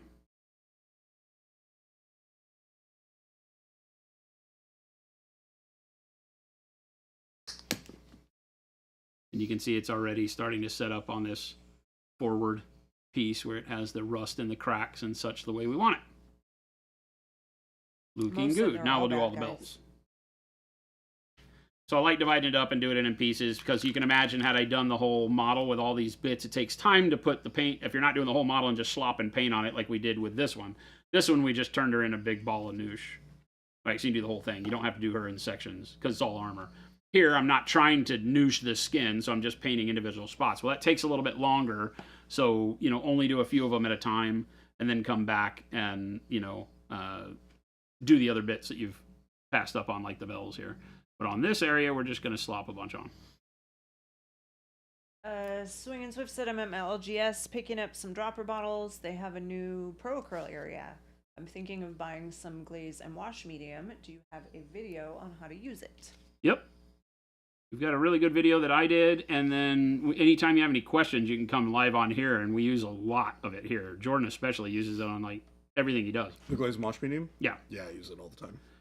So, yeah, we can definitely help you out. I do a video on the YouTube that has me using it as both a speed paint and as a filtering glaze. So it gives you a really good kind of overall of all the possibilities, because you can use it to turn any paint into a speed paint. Any acrylic paint, I should say. Gotta be careful. Game Delay said Jason keeps playing the good guys in quotes in games with no good guys. Who does Jason play when there actually are good guys? What game has good guys? Help me out here, and I'll help you with an answer.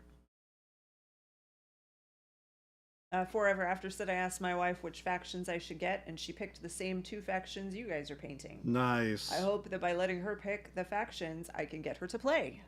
That would be awesome. That doesn't work like with a good Jen. First step. Yeah, it doesn't work with. Doesn't work with Jen. Jen will be like, "These look cool. You should do those," and then she'll never care about it again. I mean, she'll care that I'm painting them, but it's never said with any interest in it at all. Jen doesn't do the games.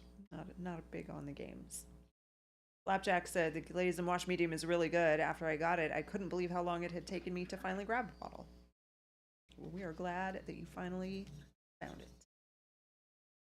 All right. So normally you'd freak out if you painted a model this way. You would not do that, right? Because you're basically taking an acrylic that you know stains very well. The whole point of acrylics is that they have very good opacity, good coverage, right? And they're meant to stay put.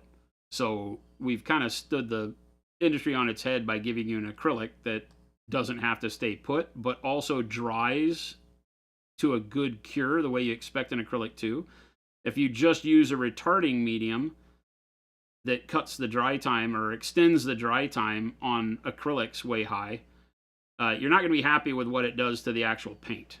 It doesn't help you with having the paint actually work like a paint that you want at the end of the day. Again, I'm just kind of blotting. Real DiCaprio said, in your experience with the printing of these pieces, would you say they are scalable for printing? Would love to have a 75mm artillery witch. So I did not print them. They came with supported and unsupported versions, so I don't see why you couldn't. Scaling the supported version never really works well. If you're familiar with 3D printing, you generally want to only scale the unsupported and then resupport it. You can, always take a risk and try to scale the supported one, but the supports scale too. And by having the support scale, you get these really big things that don't break off the model very easily and typically leave a bunch of break dimples, or whatever you want to call them, support dimples and all that. So I don't know that I would attempt that part of it, but your mileage may vary. Rattlecan. I just saw your question about what I put in the noosh. So I used, it was 8 parts noosh to 1 part transparent brown and 1 part coal black. And Burnsy, Mo got you with the burnt sienna for the rest. Flapjack said, MCP, Star Wars Legion, Shatterpoint, they have good guys. Do they though? I find that questionable at best. I find this because you're going to tell me that the naughty traitors are the good guys and the Empire are the bad guys, right? You're going to go that line?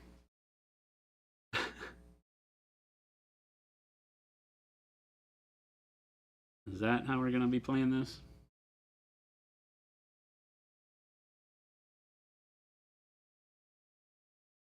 Sounds an awful lot like the Imperial, that the rebels were doing rebellious things. I mean, it's in their name. Yep. They didn't even hide behind it. Correct. I mean, they definitely did bad things. Complained about forced labor. I mean, you had jobs.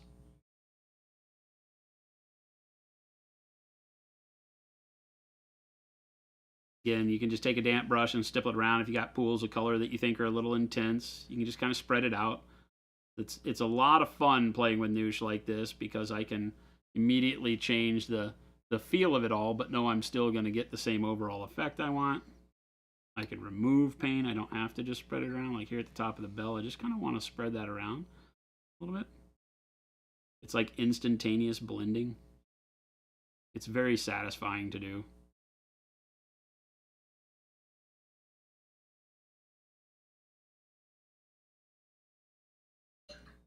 and it lets you control, which is the key here, how much of the color lays on the high spots versus in the cracks. You may want to do a nouche that doesn't really go in the cracks at all, and you spend a lot of time removing it from the cracks and leaving it on the high spots. You might want both, like I'm doing here with the rustiness of this whole thing. It's up to you. There you go. Ooh, so Nooshed. We turned it down too. We done nooshed it. And now these guys can probably do each one in its entirety, because we really just have the helmet. Likes us. so loud. Yeah, you might have to turn it down even more, John. They did that for the Trench Crusade guys being here, but that's not till Monday. Oh. And I don't think they turned it back down after they tested it. Obviously they didn't. That's fairly loud.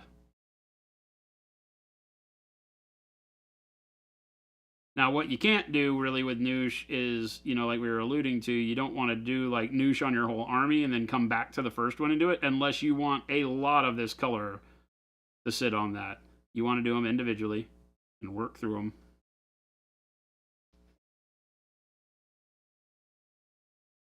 I love that you can do the noosh filter and then just paint right on top of it. Oh, So yeah. good. Unlike an oil filter, you don't have to do noosh at the end, as you're seeing. You can do noosh early on in your painting. This is one of the first steps we'll do, and we'll do other weathering and stuff over the top of it and not even worry about it. I mean, you can see me right here. I just did that noosh filter on this guy, and I just paint right on top of it. Got that grunginess that we were looking for. Darkened it up.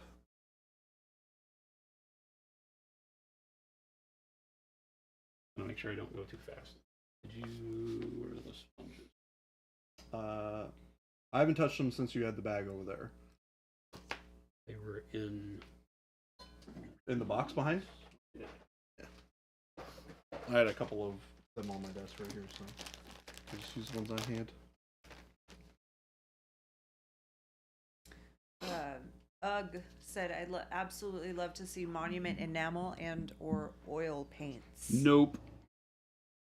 No need for them. I could do anything with something like noosh that I could do with those that is relevant to our hobby. I don't really need them. I don't see the use, and I don't like heavy solvents.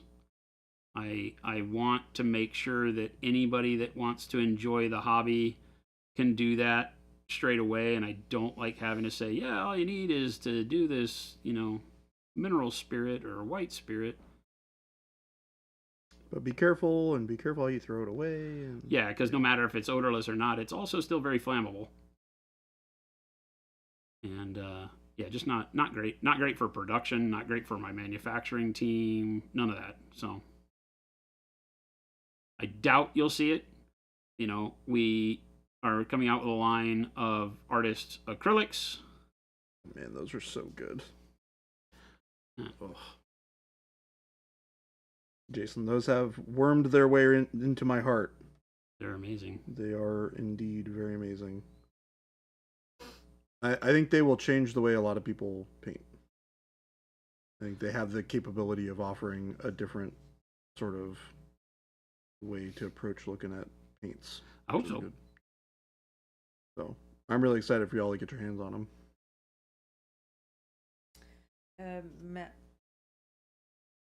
Imagine Voice said, when are those coming out?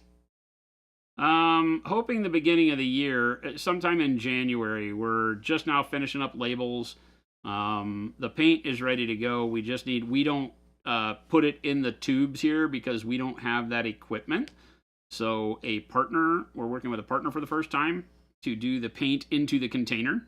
We do that typically here in our factory.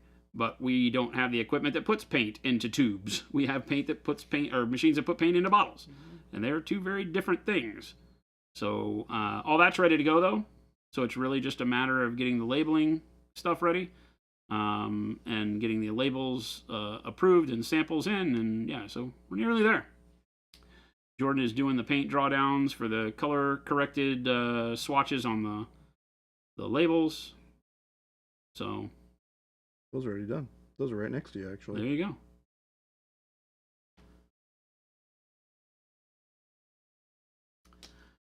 You can see how easy this is. It's literally just glom it on, make you look like the worst painter in the world.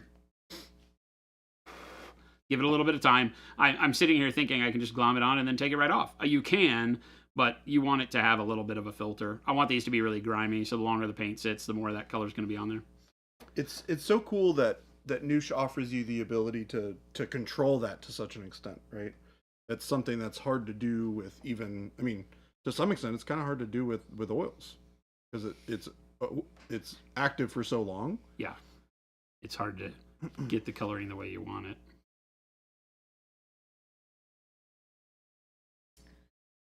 Swing and Swift said, love the Vinci V series. My first Pro Krill I bought at Gen Con this year. Awesome. Nice. Awesome. Thank It's a you. good set. Thanks for stopping by the booth and picking it up.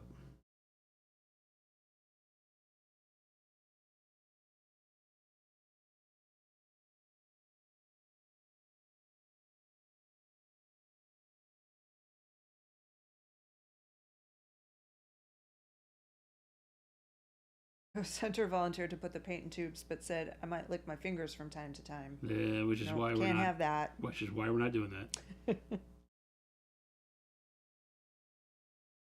These guys are gonna look awesome. In small amounts, the effect is very, very great.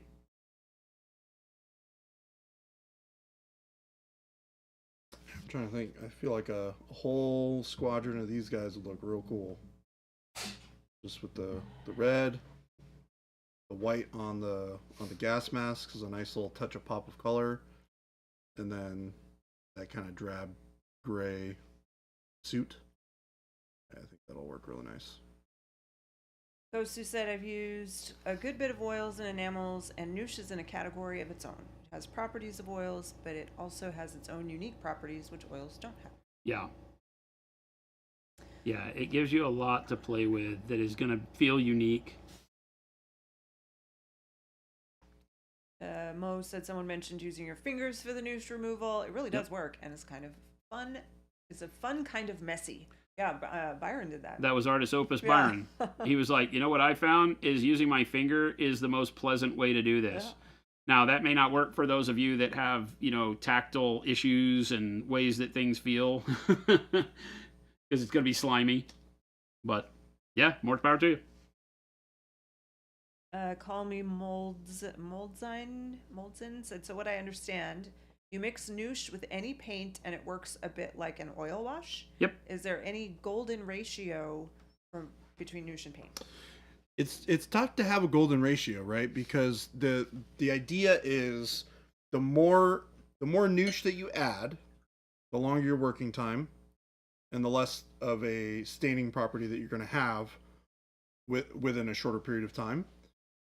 The more paint that you add, the shorter the dry time, but the more staining effect that you're going to have. So it's finding a good neutral for you, which we find is usually pretty heavy on the Noosh mixture. I'd say like 6 to 8 to 1 is usually kind of where we start. And then you can adjust from there to your preferences.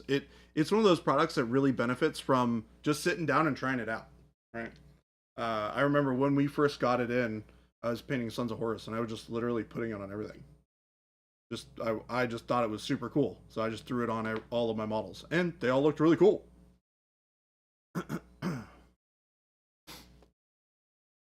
RFND paint palette, hello.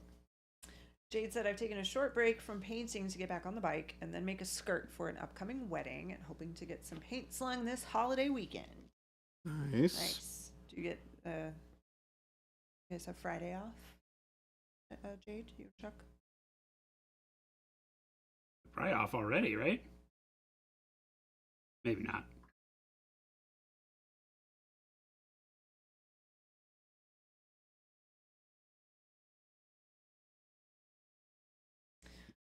Inquisitor Burns, he said, I'm getting ready to work on 1,000 points of Skaven, so my Noosh is about to get a workout.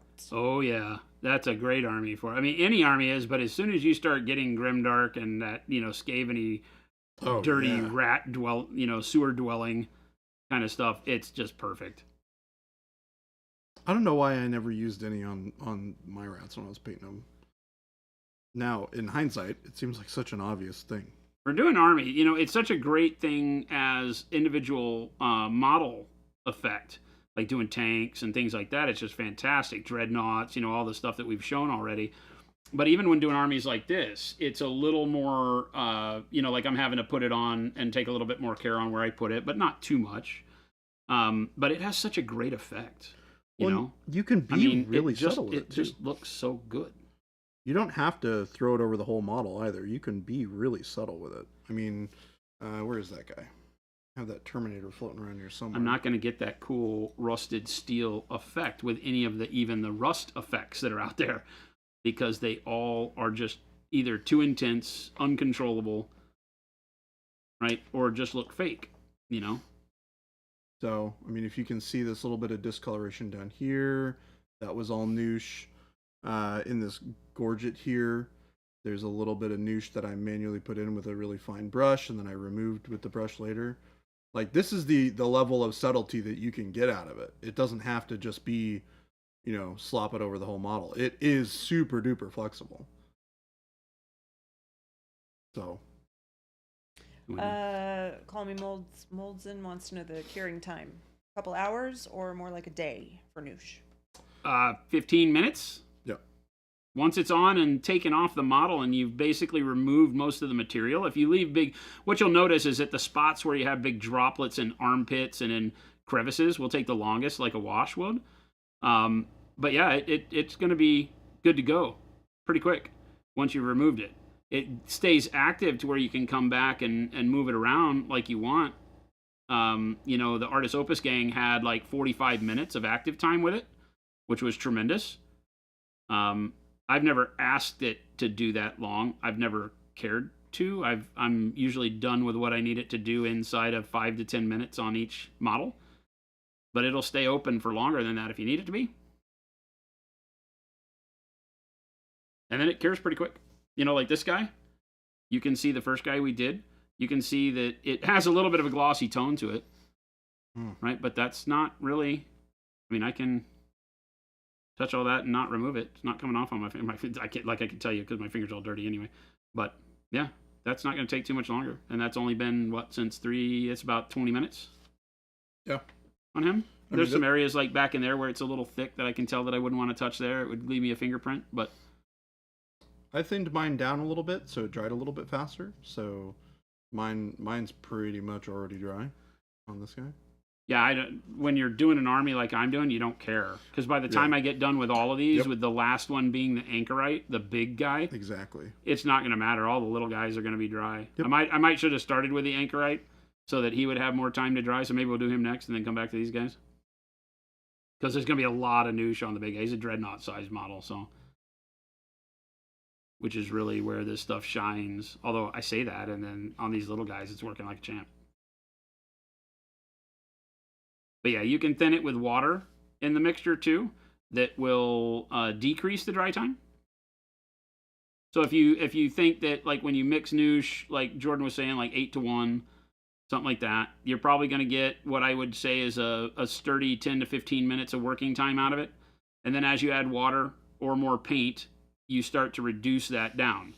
And you just play with it until you get what you like.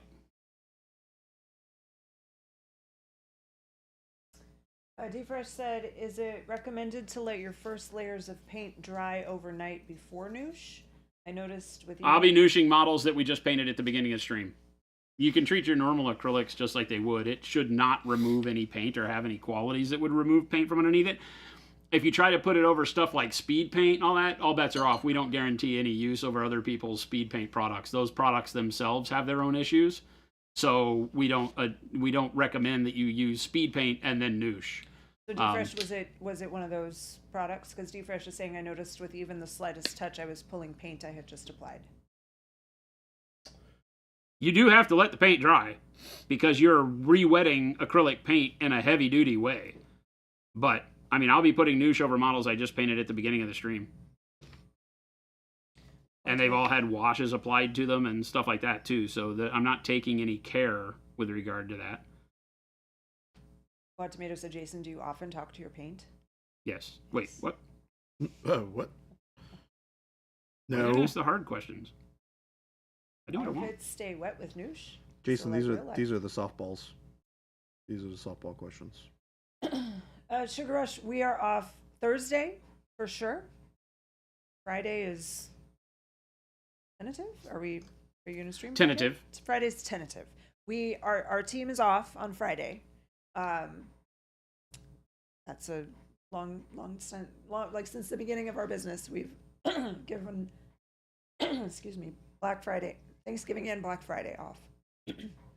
And we are doing that again this year, even though it makes me very scared. I think some are coming into work. But some people might be here to work. We give them the opportunity for some overtime or trade time. Yep, and so there may be a stream Friday, but watch the Discord for the announcement of whether or not we'll do that. Call Me Molden said, by the way, I got here yesterday for the first time. I do enjoy the stream and the conversation as a background podcast for the evening. Nice. In the EU. Glad to have you. Work and hobby sessions. Yeah, we love it.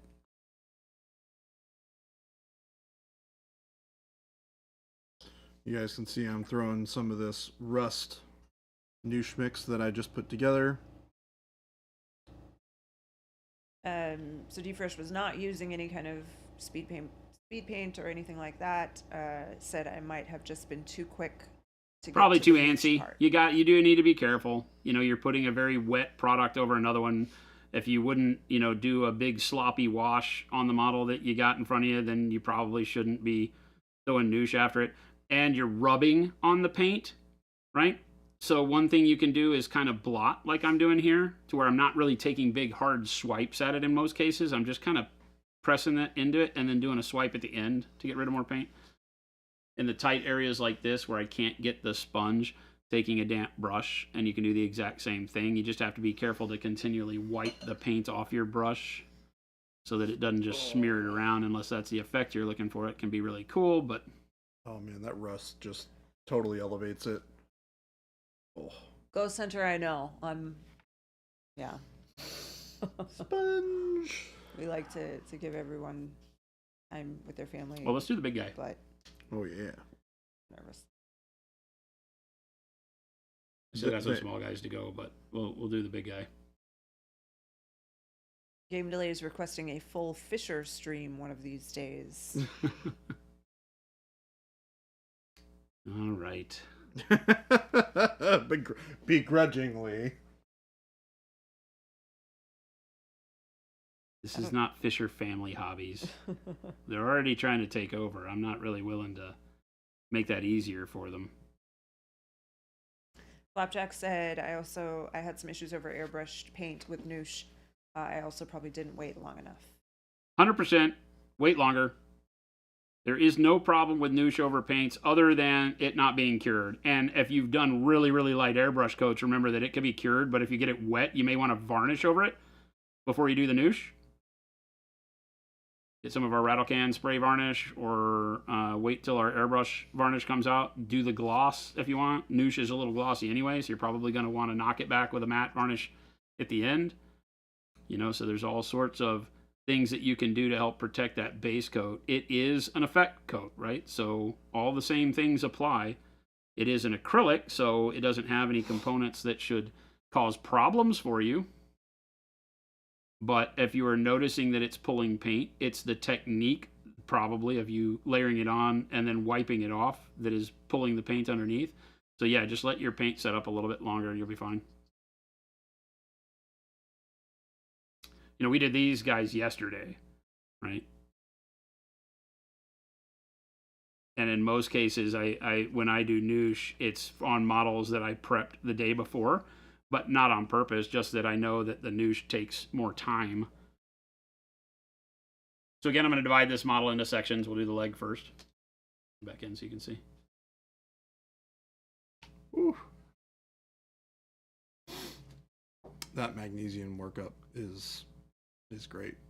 It has that perfect tarnish. Yeah. Not even tarnished steel, but just worldly steel. Wad said, Fisher Family Hobbies absolutely sounds like a pillar of the community, a mom and pop hobby shop. I mean,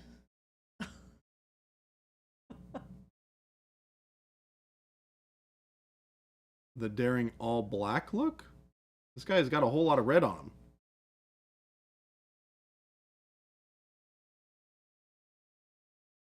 And his uniform's like kind of like a dark gray.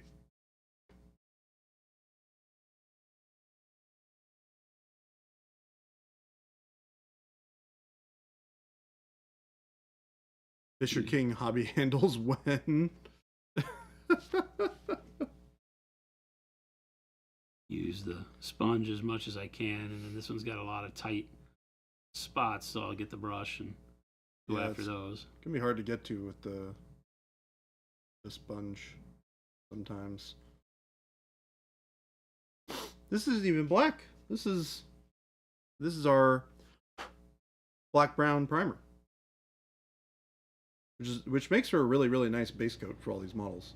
Adds that nice little just bit of earthiness to everything that you paint on top of it. If you're doing Trench Crusade, black brown is your friend. Yeah, it's great.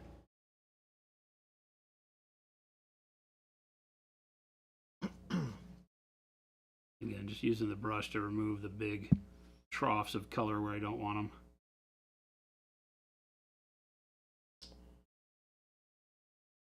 Ooh, I kind of want to make this canister like glowing green, goopy grossness. What colors would I use for that?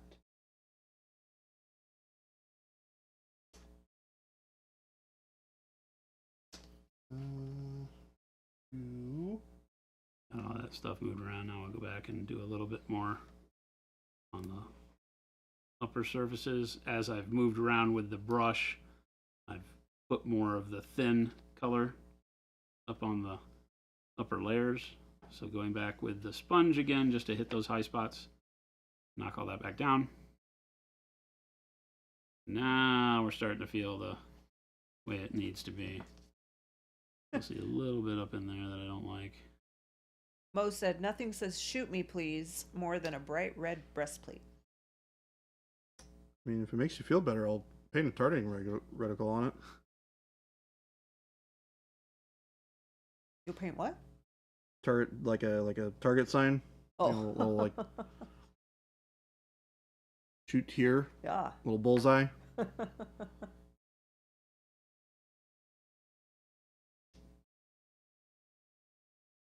Colonel said, had a meeting, had to walk my crazy dog.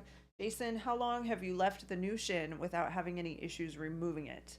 Obviously, don't let it dry, but just wondering. I mean, you'll see me, the max I'll leave it in is a couple of minutes. Right? As we move along this guy, however long it takes me, time it. From the time I made that swipe, 10 seconds ago, to the time I start wiping off is about as long as it takes. Now, the bigger the area you cover, the more time is built in for you because of the time it takes to apply the material. Because the first material you apply is already curing, albeit super, super slow. So that's built in. And I wouldn't give yourself more than a couple minutes. So that's kind of how I stage and figure out like how much I'm going to paint with Noosh at any given time is, okay, how long does it take me to put the paint on that area, right? I may go ahead and do this area up under here at the same time because I know as I move the sponge around, I'm going to get that anyway. I get that area. Jordan J.P. Gray said you could just put a brighter red dot on the middle of his chest. You don't need the whole target thing. But where's the fun in that? Well, and Game Delay said when the battlefield is a bloody hellscape, then red is basically camouflage. That is actually kind of true. Amongst the rest of Jason's models that all have blood on them, maybe they fit right in. As Deadpool says, I wear red so that my enemies don't see me bleed. Yeah. We watched the Deadpool and Wolverine movie. The way that you said that indicates exactly how much you enjoyed it. It was all right. She fell asleep. Jason, I fell asleep during it. There's something about those movies though, like during the big fight scenes that they make me tired. Really? Yeah. They Even in the theater. They just go on and on. I felt that way. I'm like, come on, you can get let's get through it. That's funny. That one especially, because all it was fan service fight scenes. I wanted it to be like funnier. And, Well, its funniness needed you to know more than you did, and me too. yeah. Because Deadpool hasn't been a character I cared about in my Marvel journey. He was a Rob Liefeld character. I didn't care about Rob Liefeld either. I just think Ryan Reynolds is so funny in that character. It's $3.58. What? What? I don't like this. Jason, why Make is it it? stop? Why is it? No. What? Why is it the end of Wednesday already? Well, I mean, you know how that works. It's Tuesday, by the way. Thank you. Wednesday's tomorrow. You are correct. I was mistaken.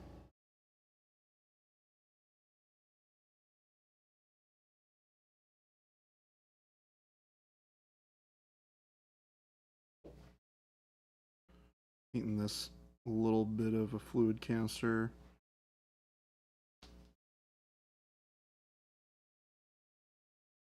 And just keep working around the model. Like areas that you know are going to get stuff on them when you do them together. Like this, and the arm may be good to do.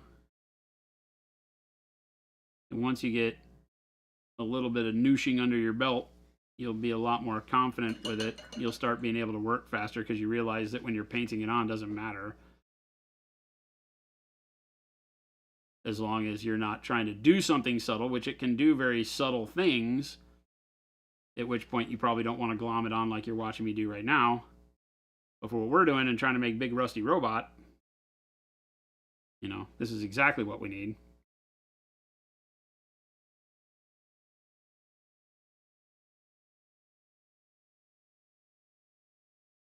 I'm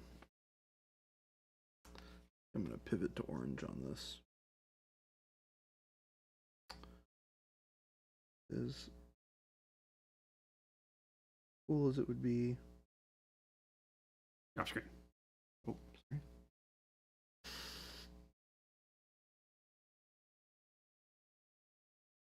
Again, try to start back where you began. In this case, just starting to blot up here around this thigh sarcophagus. I don't know what the hell this thing is.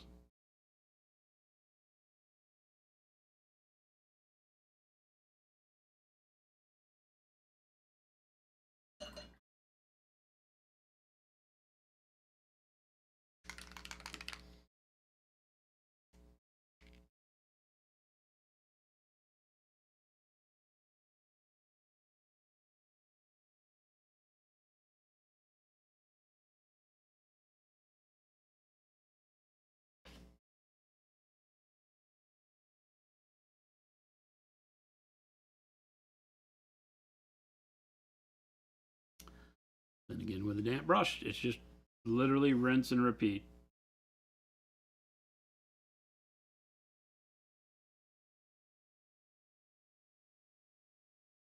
You can remove anywhere from 100% of the noosh color to damn near 0%. If you wanted it full value, that's going to be a little harder to have it be fully like that. If you wanted 100%, then you would have painted this color on the model. Always going to be diluted. It's always going to move around and have that kind of wash effect, no matter what you do.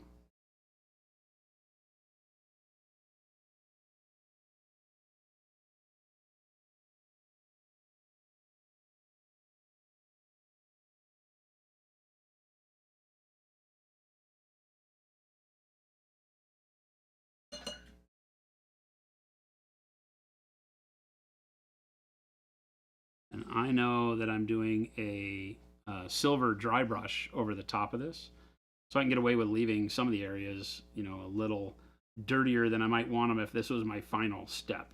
You know, with an oil wash, I probably wouldn't leave this much paint on the surface, but I know I'm dry brushing over the top to bring back some of the bright metal feel, so that's going to help a lot. But this gives you a good setup for what we're going for.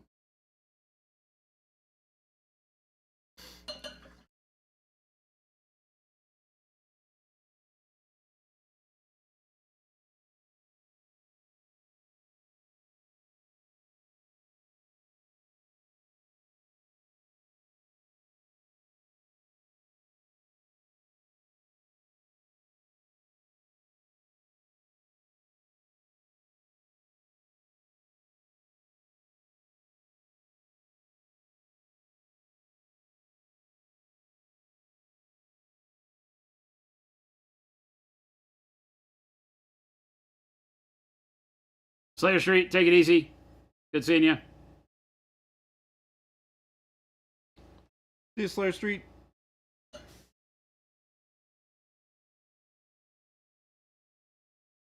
Yeah, it's got a sacrificial lamb with its throat cut hanging from the front. Oh gosh. It's got a broken body of one of the prisoners on the wheel. It's gonna be so good, like so cool seeing all that like painted up and then have it like just covered in blood.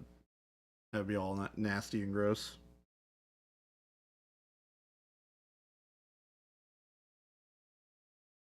On the wheel, you mean? Just in general. Like the having the lamb dripping like blood from its throat. We're gonna, you know. Yeah, I don't understand the lamb thing. That. See you guys. Take it easy. Bye. Bye. Bye, Christopher. Bye, Gabe. Hey. Good luck out there. Stay safe. Hey, you know what? Don't go changing, Chris. Beware the snow.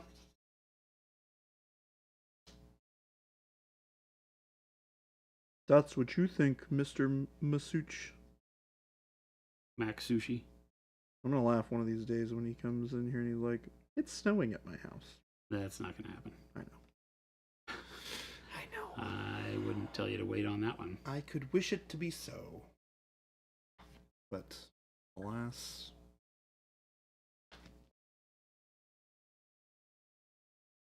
And just using a blotting method to leave a lot of that paint down in the recesses, but take it off the tops. Also is a little less impactful, like we were saying, if you're finding yourself moving paint around. You don't have to press very hard, right? I'm not barely applying any pressure at all as I go through and do this. And then the wet brush bats cleanup. Any of those big areas, especially in this chainmail where it's going to catch tons and tons of rusty color down in there. Poke the brush around.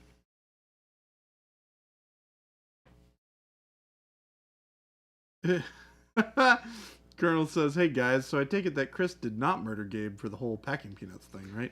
He didn't do it. Gabe hung around and told us no, he didn't really do it. But Gabe likes to pretend he does things because that gets Chris worked up. Because Chris starts wondering if it's really going to happen. That's Gabe's shtick. He's done it to him a billion times. I mean, Gabe definitely did hide the packing peanuts. So I know where they are. I will not tell Mr. Masucci.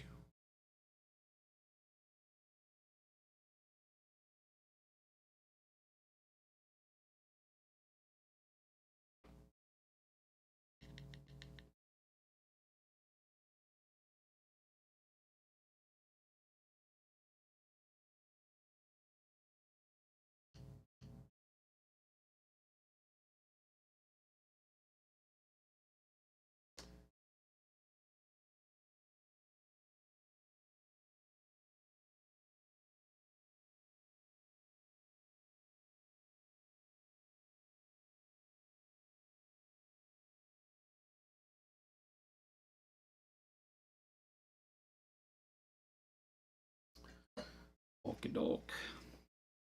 Chest.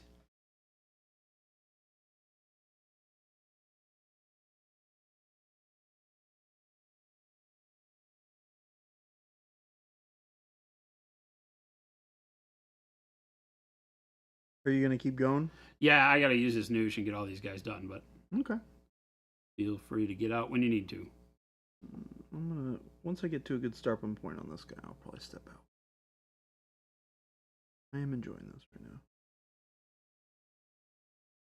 This is just good fun. These models are just really cool. They have a lot of really fun detail to them.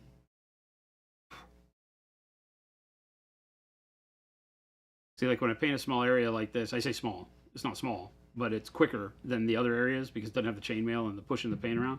My inclination is to put it on and remove it. I don't want to. I want to let it sit for a minute, let it percolate a bit Percolate. to get a little bit more color in there. You can start seeing this leg is working out. It's starting to cure, so you'll see that you don't get as much intensity as when it's wet. So one of the things you'll learn is that, you know, this amount of color might not stay. as intense as it seems when it's wet. That's giving me exactly what I was going for that rust in the deep spots. And again, just go back and kind of tap the brush around.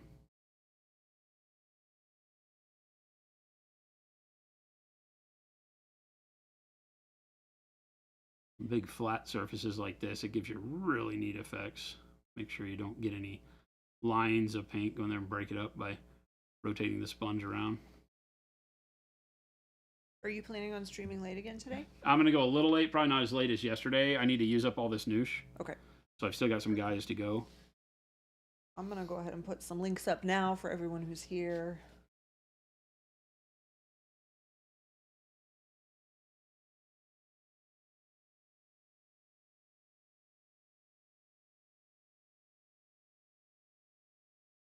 Everything you've seen Jason and Jordan using on the stream today can be purchased on our website.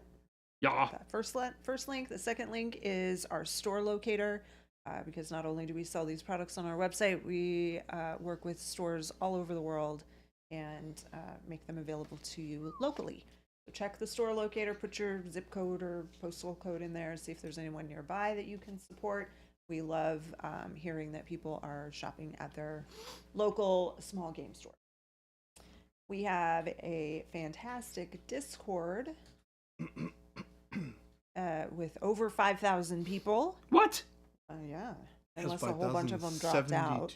What? 5,072. We're over 5,000 people who share lots of tips and tricks and Nerds. really cool pictures of the models that they've painted, and they talk about books and food and show pictures of their cute pets, and it's a great place, so definitely join us. Bunch of if nerds. you're not there already.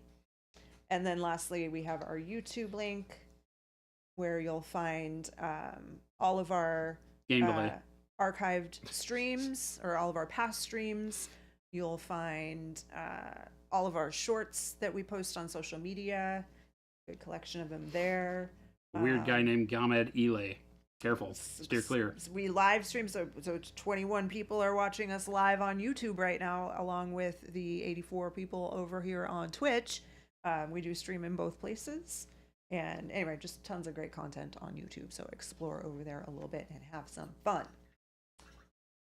And 5,082 penitents in the Discord. Ghost Hunter is our Penitents, yes. tally. He keeps tally for us. Yes, lots of them with bombs strapped to their backs. Jeez. Like this guy. Like this guy. We don't have an actual physical store in terms of you walk in and there's like miniatures and board games and all the things. That being said, we do have the ability to sell our products on site at our HQ. So it's not a traditional store. People often walk in and think they're in the wrong place. Think they've interrupted something? Our main HQ factory warehouse whole thing here is a place that people are welcome to come and visit to purchase their hobby products from us directly. Happy to give you a tour. Yeah, cool place. Check us out. We're only here Monday through Friday from 8 to 4 though, so don't And not on holidays. or on weekends.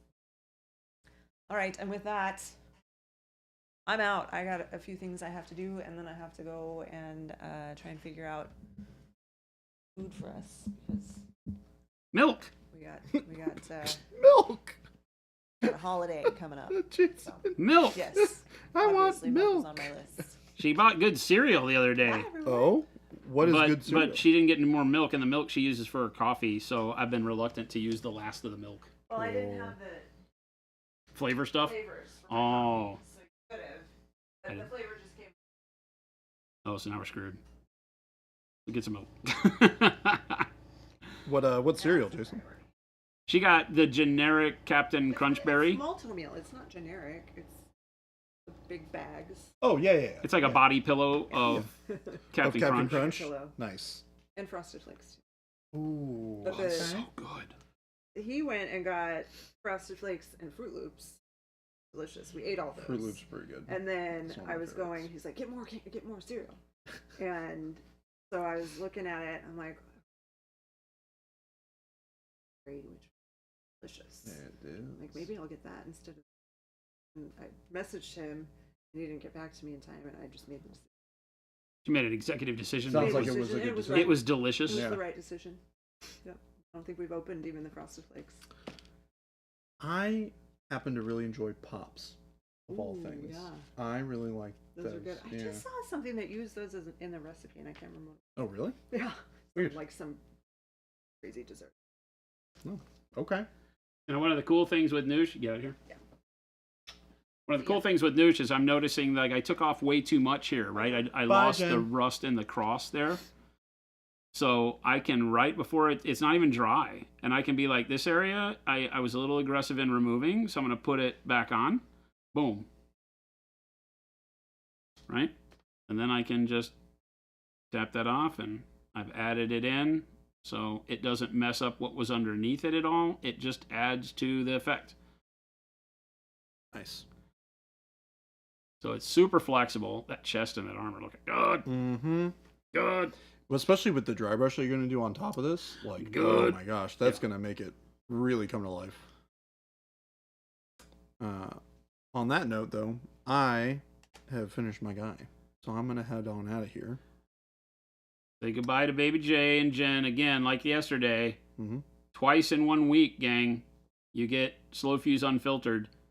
Oh, no. It also means that my ability to pay attention to chat has been reduced dramatically because all of my super-powered producer friends are gone.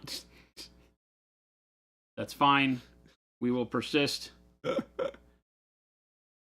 Oh, much love, chat. You guys are great. Don't forget, we're doing the big fun stream tomorrow. Giveaways galore. Well, I don't know Giveaways about galore. galore, but we got some giveaways for hitting 5,000. Yep. On our Discord. So if you would like to partake, maybe get some free stuff before the holidays. I know we'll be giving away some gift certificates to the store. We'll be giving away some product.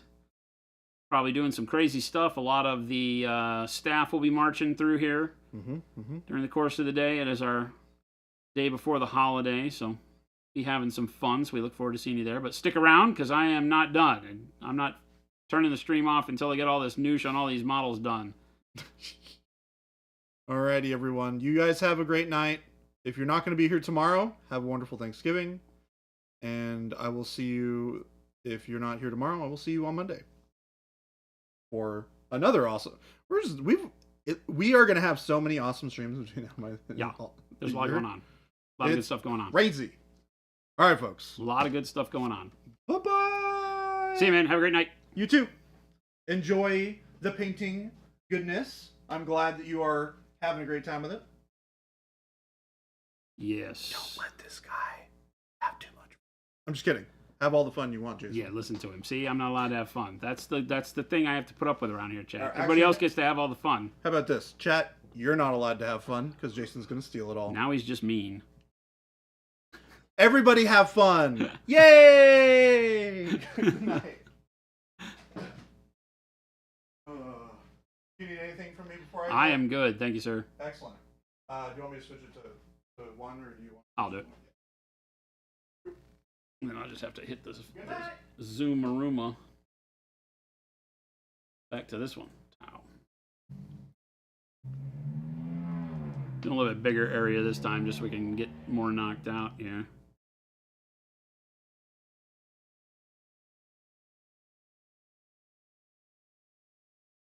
That works pretty good.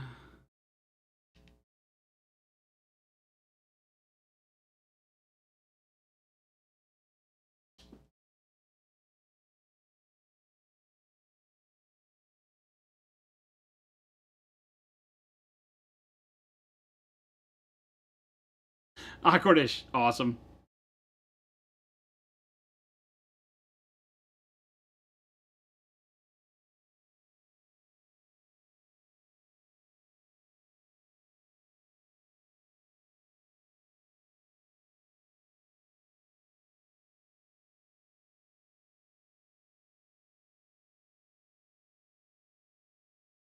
I love these makeup sponges because you can just kind of jam them into every crevice. They don't necessarily conform to everything. Jordan's got some that come in different shapes and sizes. I'm sure you can find on Amazon or wherever your finer makeup products are sold. You can probably find all sorts of crazy little sponges in various shapes. Yes? Hi. Do you want me to turn? Yes. Yeah, for you. Cool, thank you. Yep.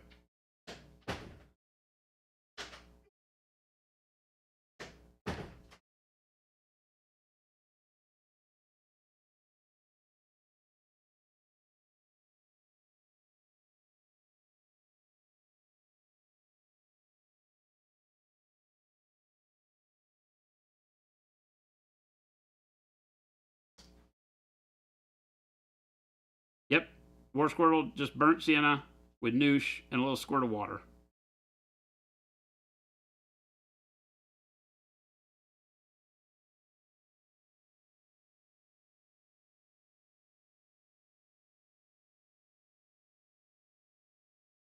Let it set up a little bit longer on the top of the shoulder on this side because it has this cross, and I wanted to make sure, because I got to rub pretty hard to get the stuff off. This will be the brightest part of the armor, right? But I didn't want to rub off all the color around the cross as doing that, so...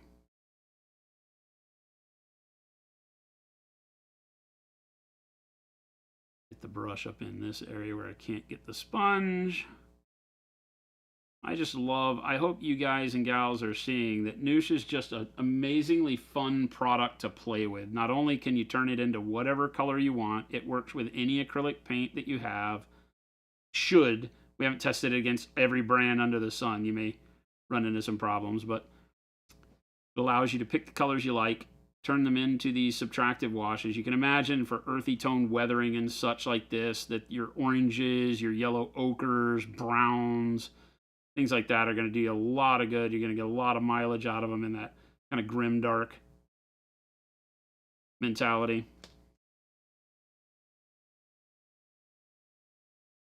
But you can use all sorts of crazy colors. We've had people use like bright turquoises to get some really neat glow effects. You can use it to do plasma glow, because as you'll see, it'll sit into those recesses, and then it'll also tint it coming over. So OSL and things like that work really, really well with Noosh.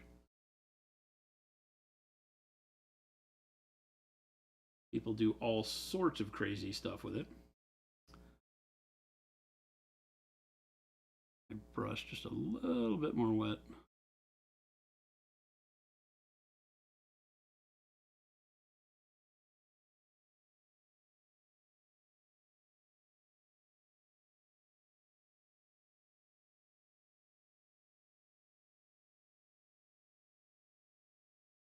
Part of that arm is going to be a pain in the butt to dry brush in there, but we'll figure it out.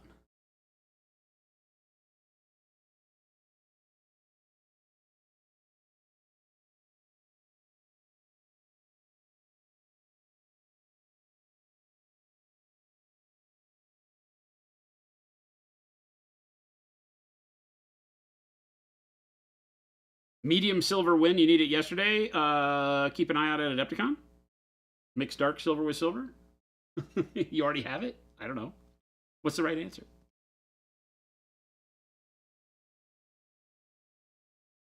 We'll do all this stuff along the edge of the wheel here.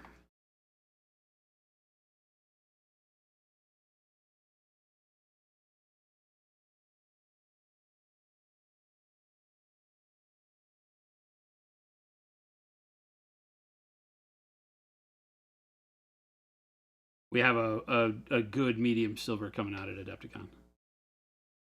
I've shown all of the colors, the Adepticon release colors already.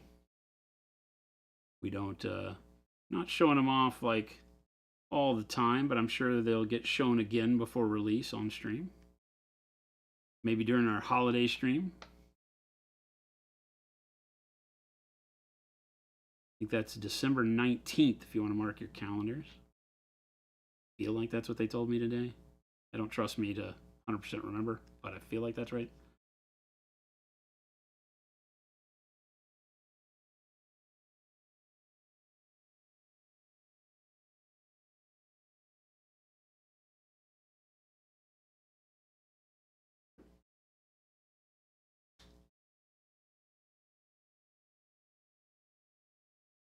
Yeah.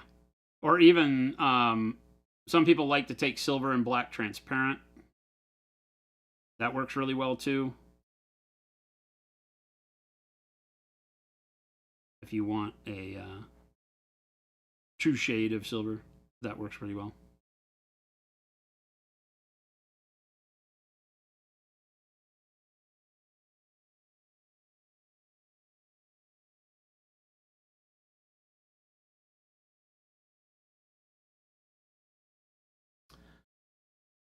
In damp brush, can't get in the inside areas with the sponge, so I gotta get the brush in there.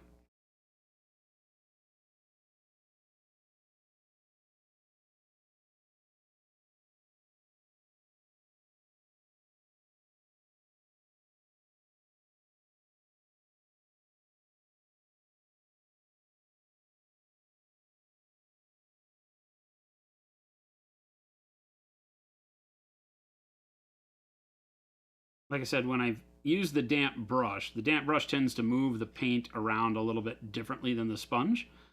So I typically like to take the sponge and wipe the area again after I've hit it with the damp brush. That'll clean off any of the hazing that the damp brush has created and give you that nice rusted feel again. In this case, rusted feel. Almost there on the big boy.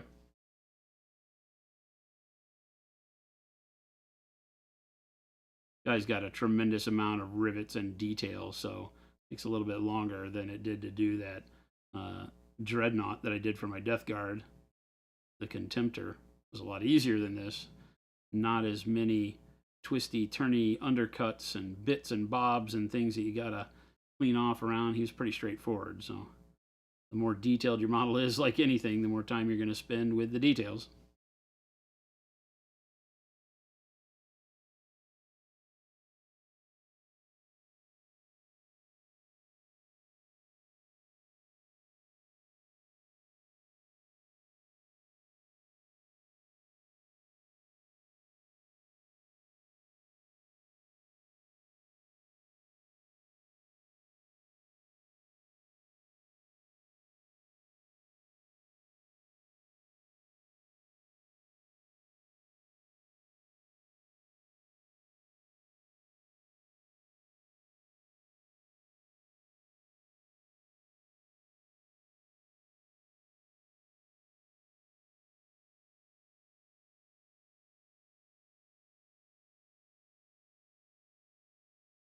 Go ahead and rust the insides of these. Probably paint that black, but while we're here, we might as well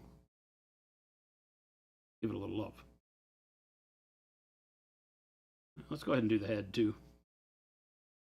We're nearly there on the back stretch, so we'll just mix it all, make it all happen right now.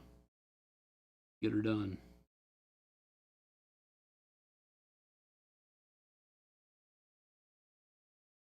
I love the cathedral spire head. It's so good.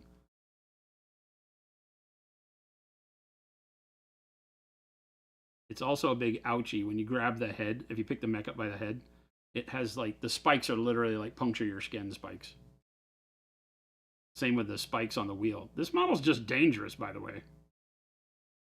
If they had done this out of metal, this would definitely be a home defense product. As resin, it's not quite as scary. It will still draw blood, but probably only once, right? Because after the first time, it's broken off all the spikes and you don't have to worry about it anymore. But that first time's going to hurt. Oh my God, I keep knocking my fingers against the spikes on the wheel. Keeps tearing me up. Armored cone head. If you don't have magnesium, would it be a possible way to make it? I think dark silver and one of the golds might get you there. Bright gold, dark silver, try that. It is a much different color, so you won't get it 100%, but you could probably get fairly close. I know somebody yesterday was excited to go give dark silver and yellow transparent a try. So that could be a good combo to give a run.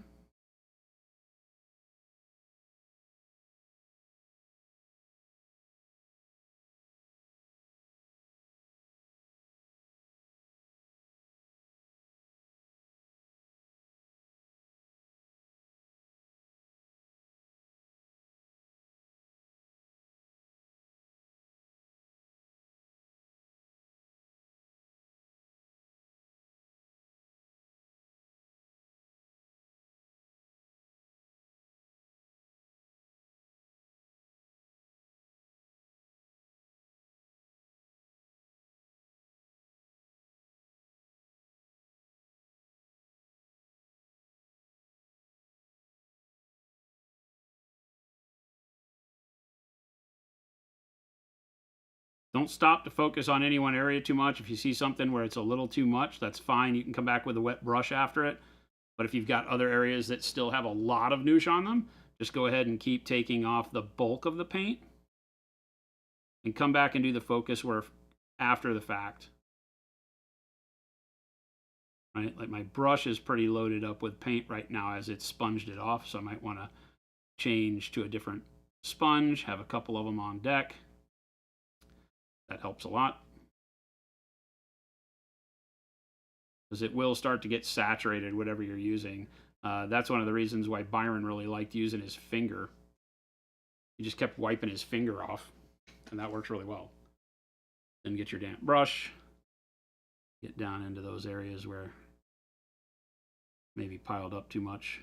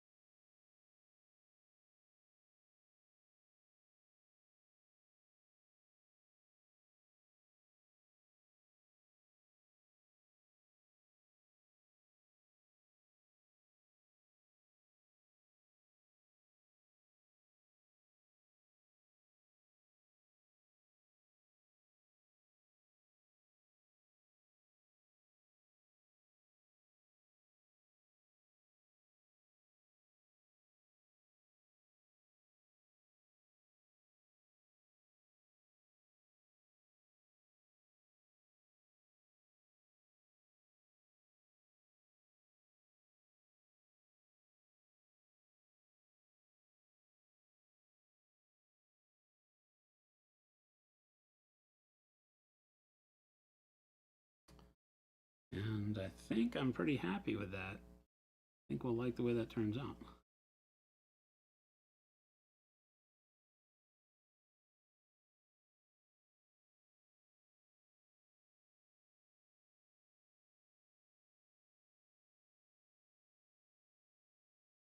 I think it's done. The biggest part of our time here today is doing this big guy, but of course that's like, you know, all the other models combined in size too.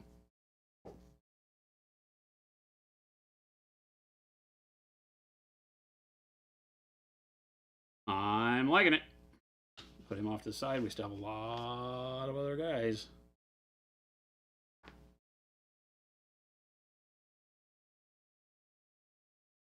I say a lot. How many do we have?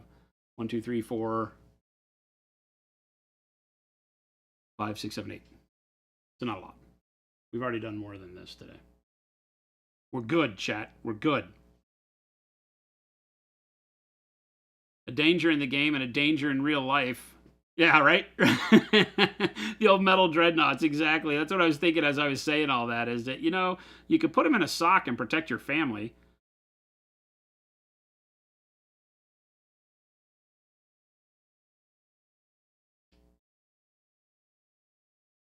Come windmilling in with a dreadnought and a sock. Not a story you get to tell very often to your grandkids, but I think they'd get the picture. When I was your age, we would use a dreadnought. And nobody would come in. We kept our doors unlocked. In our neighborhood, Pepperidge Farm, remembers? Ah! I didn't do that. You didn't see that. That wasn't me.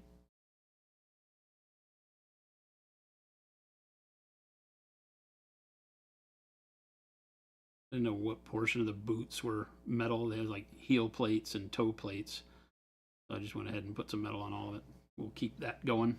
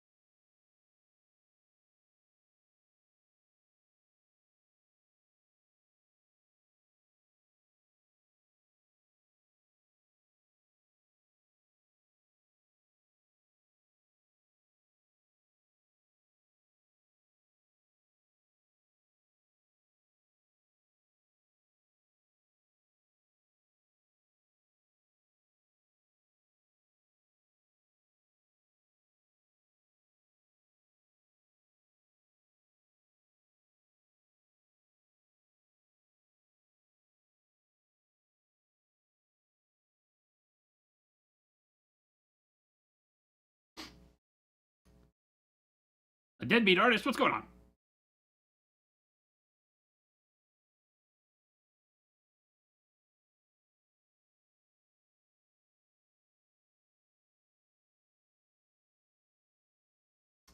Again, on these smaller ones, the brush comes in very handy because we don't want all this build up in like the tight spots. We're not trying to make it look like it's made out of rust. We just want the knowledge that the battlefield is not very clean here is what we're going for.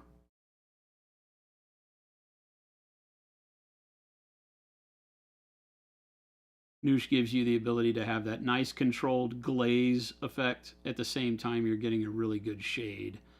In this case, it might not be a shade because the color we're putting on is fairly bright, but the rust effect goes where a shade would go, right? It really wants to sit in those low spots. And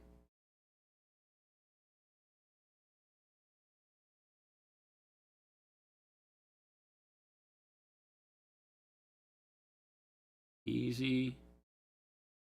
Easy. Too easy. Too easy.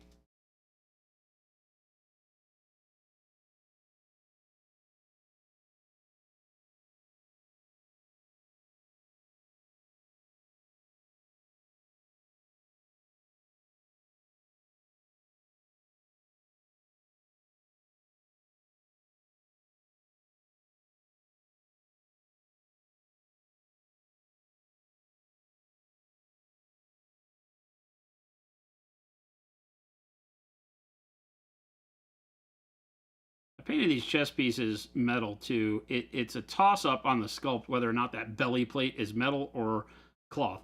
The cuirass, this is a cuirass, comes along and is metal for sure, but right where the lock and everything is, there's not a really good dividing line along there. So I've chosen on some of them where it was less visible to keep that chest plate as metal too. I'm okay with it. Anybody yells at me, I can take it. I can take it.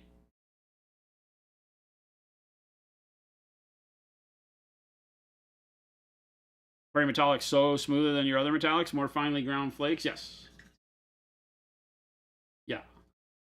Generally speaking, yes. We're one of the few companies I know of that regrinds all of the pigment as delivered from whatever supplier it comes from. Some of the metallics, if you're good, they don't have to be. Metallics are a different world than standard pigments, not the same suppliers.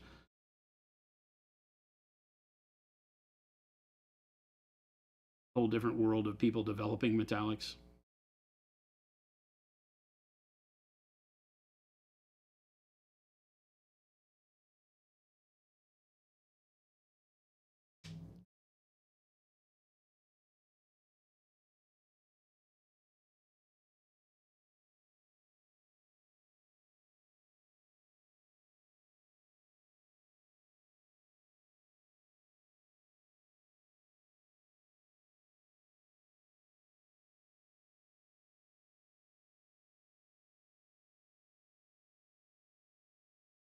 Ground flakes. New breakfast food. It's not really. Ground up flakes. Gates, what's going on? Did you get the airbrushes clean? I cleaned the one. And it worked for us today to prime the other models I had to get done, so we're good. I think I gave everybody more of a lesson than they expected yesterday on getting the airbrushes cleaned. So that's always a good thing.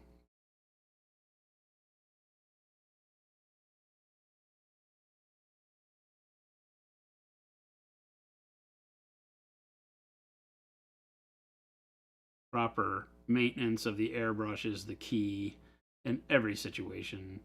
You don't have to do a deep cleaning every time you use the airbrush, but you do need to do a very focused cleaning at the end of long sessions to make sure that you are able to use it the next time you need it. And of course, in a studio like ours, where we do the live show and we might be using it a ton, and at the end of the show it's like, oh my gosh, we got to go either get out of the office, get back to work, whatever it is we're doing. Sometimes you can imagine that it's like, well, you know, oops, I forgot. I mean, we've forgotten to clean the airbrush at all sometimes.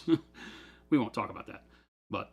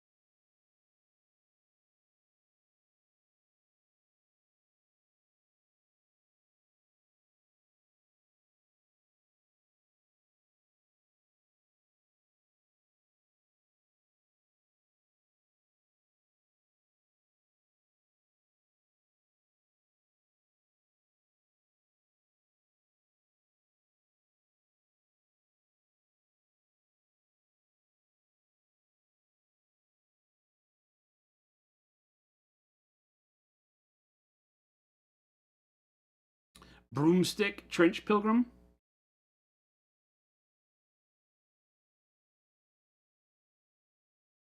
What you get for sleeping in a puddle? What?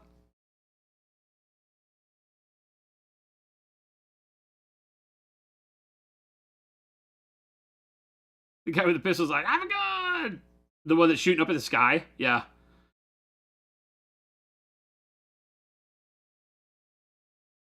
These models pose pretty good. The arms and bodies are all separate. I think I was about halfway through when I realized that I think there's an expectation of which guns go with which bodies. It probably is 90% variable. Like you can kind of pick 90% of what you're doing, how you want to do it. But there are some that were like, oh, this arm set works with this body too well. So I started dry fitting them after the first one or two. And I think that was one of my first ones where I was like, he was like, woohoo, guns up. A lot of them, because the heads are kind of staring down, you know, these masks. So I was matching the heads are all pretty much the same. I think there might be like a female neck and a male neck because the pins were bigger on some than on others for the little part that goes in the hole of the top of the torso. But on their own, they don't really look any different.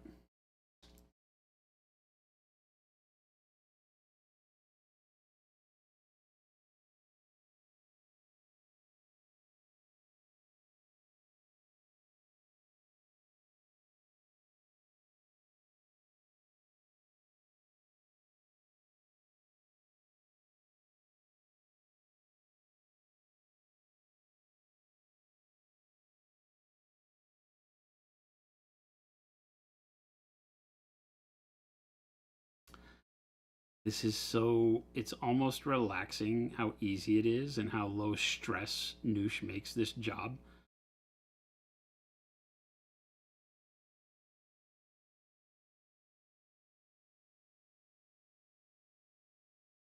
All right, that's all the cone heads. I did the big guy. I think on the big guy, the one thing that's puzzling me on him is I kind of want a little bit more here. So I have a little bit of the color on my brush. I'm going to do a little bit of that glazing with it.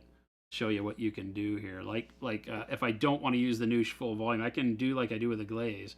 Take less of the material and put it on here, right? And just kind of haze it like that.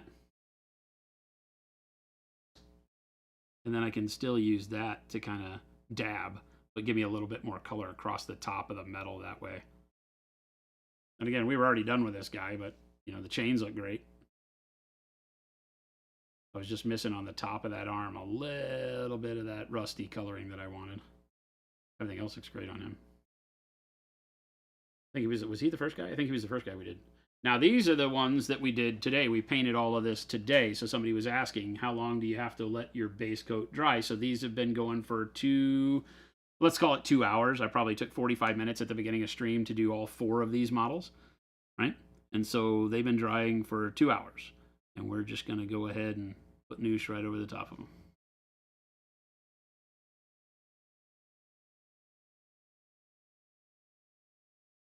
This is Stigmatic Nun number 2.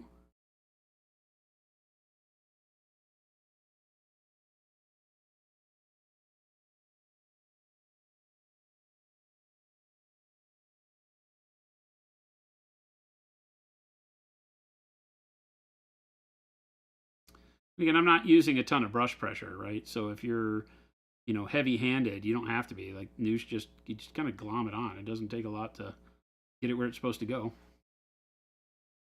You're not blending or worrying about technique or any of that. You're just literally putting it on the model. It doesn't get any easier than this. If you've ever glazed ceramics before firing, has anybody ever done that? That's something that is a thing. Did you do it in school? This is what I like in Noosh too when you're applying it, is how you used to glaze ceramics, because you used to glop the glaze on the ceramic piece. Because when it fired, it did its work, cured it all, and made it fit the shape. So you didn't have to worry about it. You needed more of the material on there was the goal than how it went on or any of that stuff.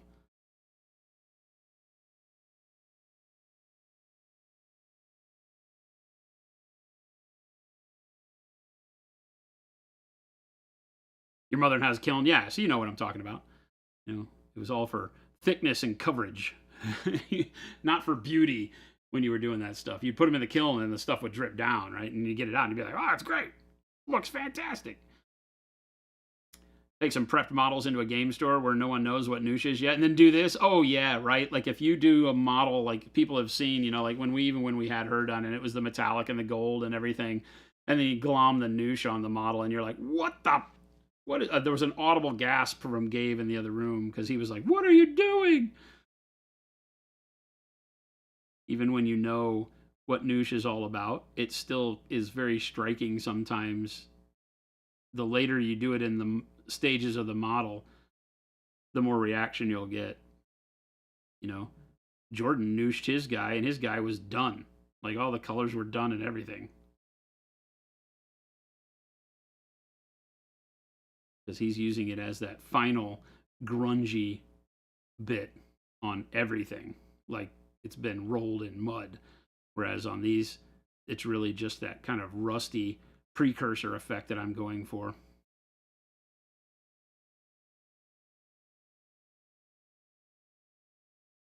That's about as good as I can do there without the brush. Again, we don't want all this up around the neck, so we just take a wet brush, move it around. Much better. Inside of the arm there. You'll notice how easy this blends as soon as you hit it with the brush and just make a quick brush stroke. It'll blend it all out in the surfaces next to it. Because really, you can do this without any fear once you get used to it. Gives you enough time to play around, get the effect you're looking for, make adjustments, move the stuff around there. I want to come back and maybe not have as much on the top of the calf. Clean a little bit off there. One more quick pass over the tops, but I know I'm going to dry brush these too, so a lot of brightness will come back with the dry brush. Sounds pretty good.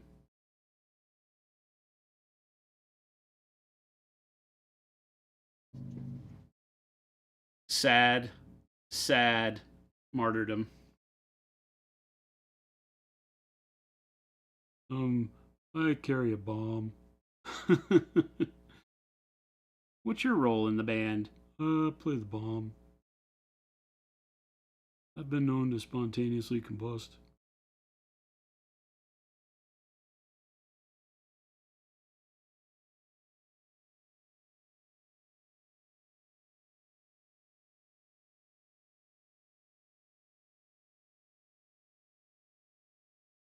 Probably do the other one at the same time. These guys have virtually nothing as part of the model. Prisoner helmet.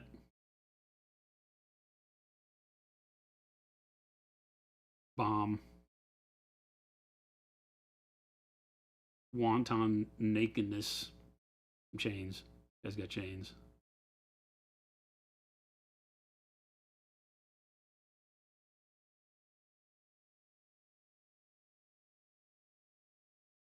And realize this is the same Noosh we mixed up, what, 2 hours ago? So take that as you will, this entire mix doesn't really change in the way that it works throughout the course of this either. If you were to make up a bunch of noosh and be doing this for like 5-10 hours out of that batch, you'll probably see the batch starting to get a little bit gummy as just the material in your mixing cup or, you know, in the bottle that you've made it in starts to cure on its own, right? So it's not impervious to that. But you'll see that, I mean, it's still exactly the way it was when we started.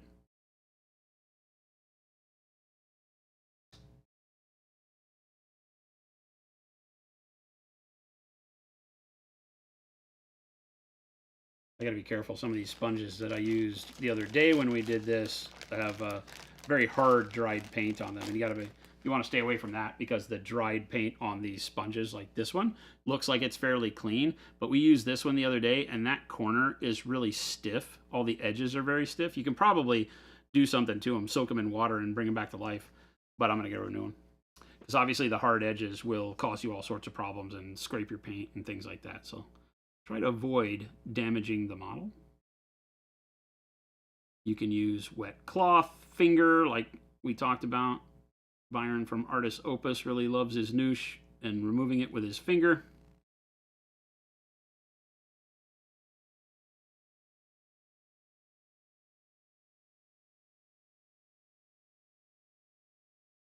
Too easy.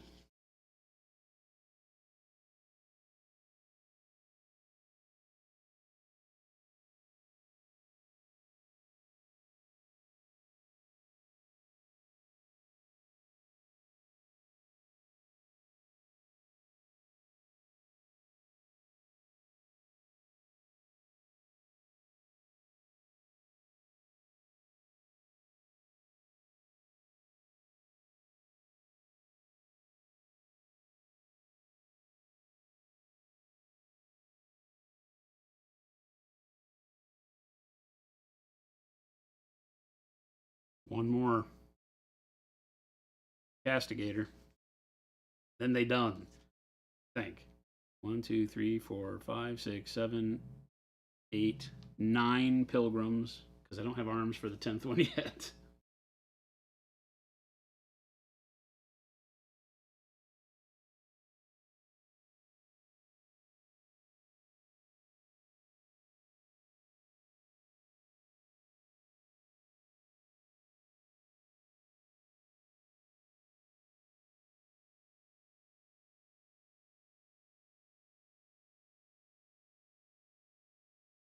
I'm only doing the armor and chainmail bits and little, you know, metal doohickeys here and there. Not doing the weapons. I wanted the weapons to have their own metallic feel.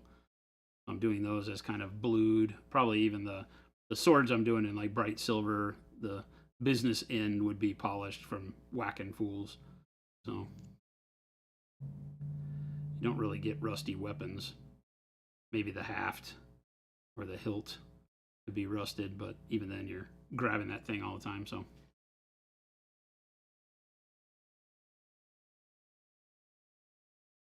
I'm a fan of weapons being shiny even in grimdark situations. Otherwise you ain't using them right and you're fired.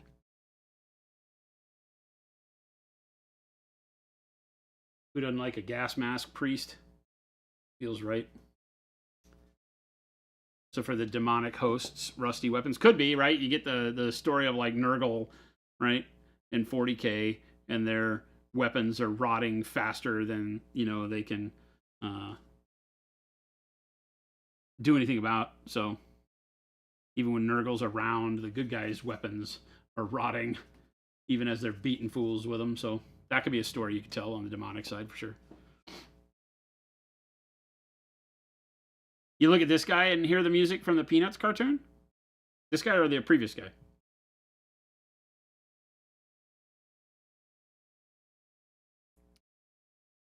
You dunk pieces in 5-gallon buckets of glaze. Yeah, it just didn't even matter, right? It was like, yep, done.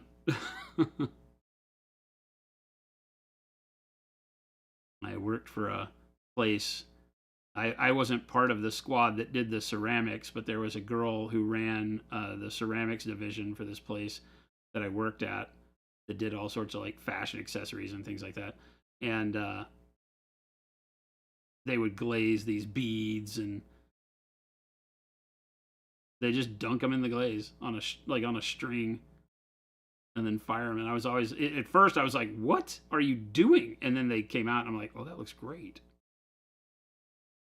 They like dunk it in various colors, and it always looked really good. I don't think I need to do anything else to him. Him, her, it. I think we're done. Ta-da! I want to dry brush the big guy if you guys are willing to hang out with me for a few more minutes. I feel like the big guy needs to be dry brushed. What say you?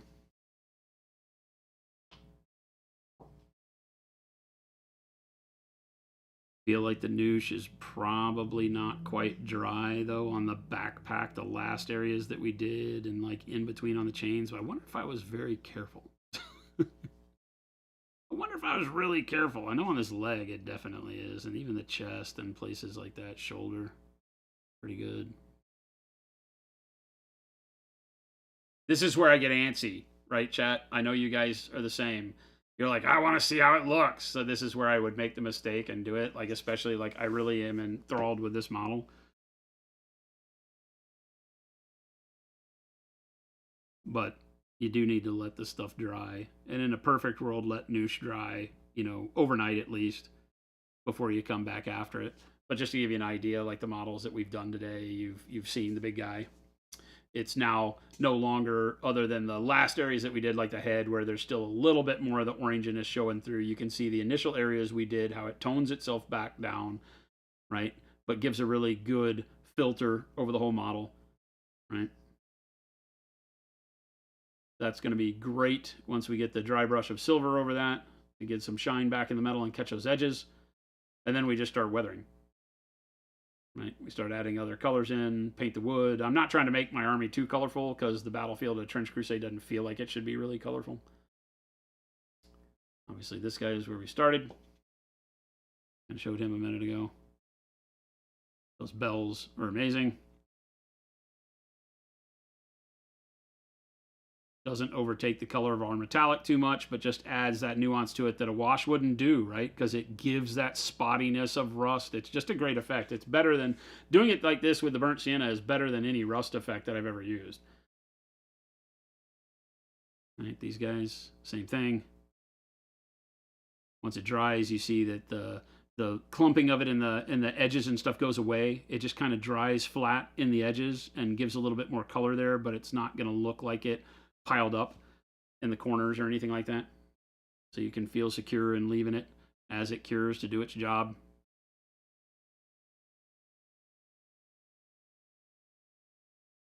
This shoulder doesn't look like we got it, does it? Maybe a little bit. It's a little too bright, I think.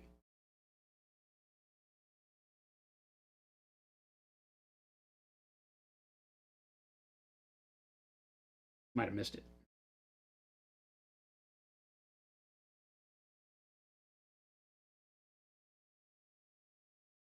There we go. That'll do. We might have done him too quick. Like, we might not have let him sit long enough is what it looks like on that shoulder.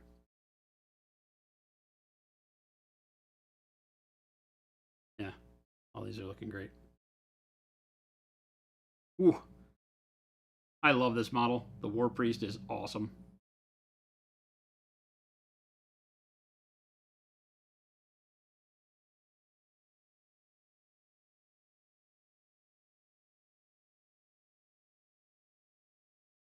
Very, very nice. Angry Man shoots at clouds. Eyes gun.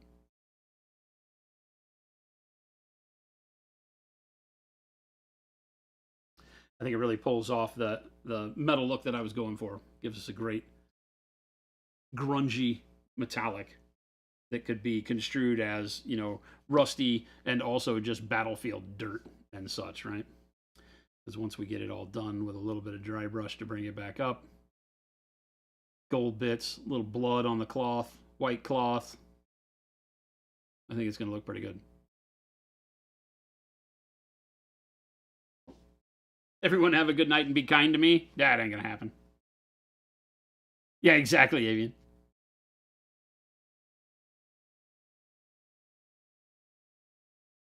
What was this? You're here till Amazon accepts this manuscript? Whoops. Whoops.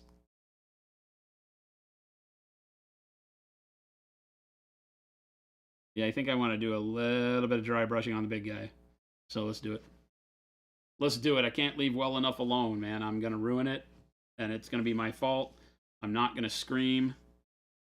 I can't leave well enough alone. This was my problem as a kid growing up doing 1/35th scale models, is I just would need to go further. I'd be having so much fun, and I wouldn't want to stop to let the paint dry, and that was back when I was using oils, and oh my god, did I mess some models up. Like, did I mess some models up or what? Holy balls. All right, let's season a dry brush. I think we can use a fairly decent sized one. Be a DB2. What we got here? Definitely not a small one.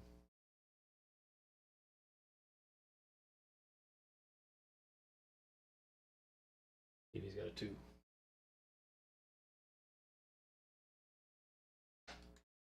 Aha.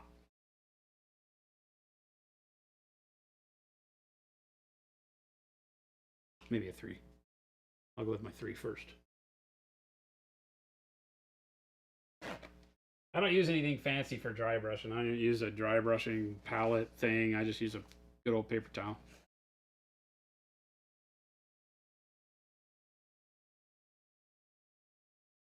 Get the brush just a little bit damp to start it off. Even though it's called dry brushing, I don't want to have the brush be completely dry. The paint will start to, believe it or not, it'll start making it act like it's a dry deal quicker anyway. Zoom in a little bit. Get each little individual area here. And go pretty light here because I'm worried about the paint not being quite cured.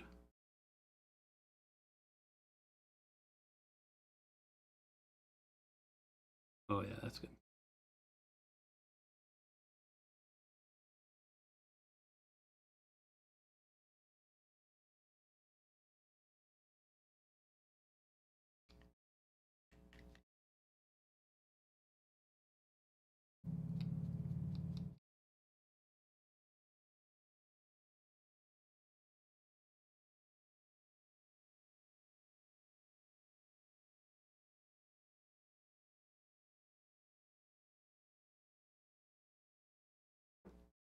Beautimus.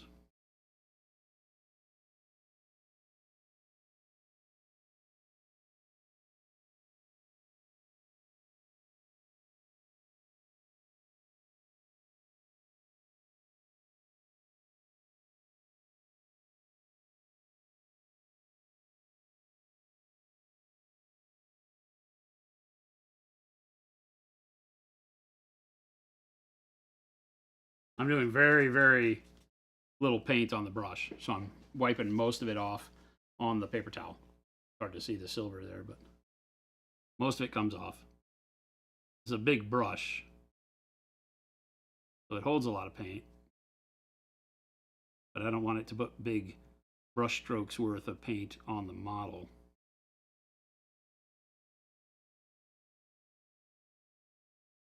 Oh, that's a good.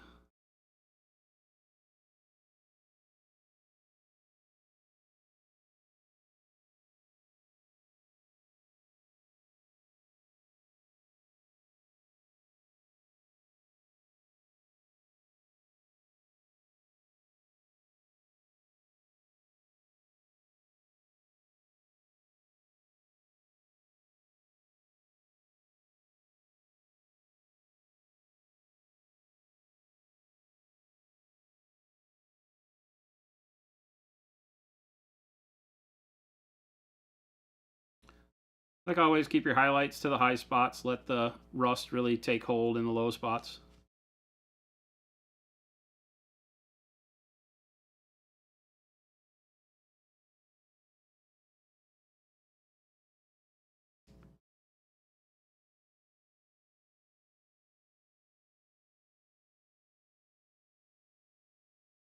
Oh, yeah, Avian. Not some of this is scary because this back part we did last.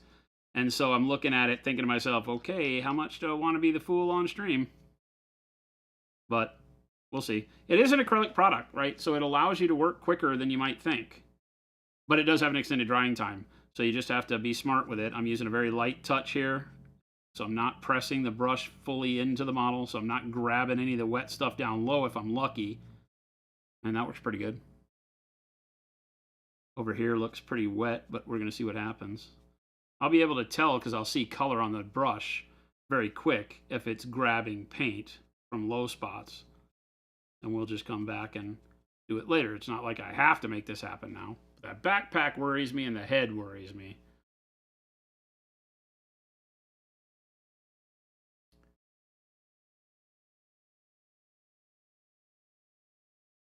The power plant and the dome piece had me a little bit worried.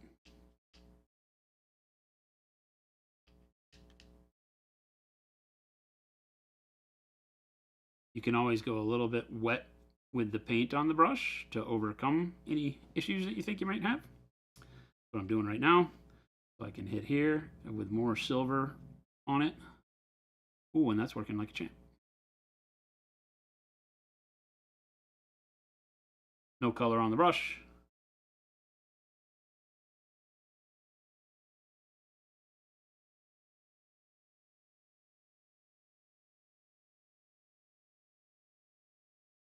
Always dry brushing in just one direction, so I'm only hitting the model on the downstroke, not on the upward stroke.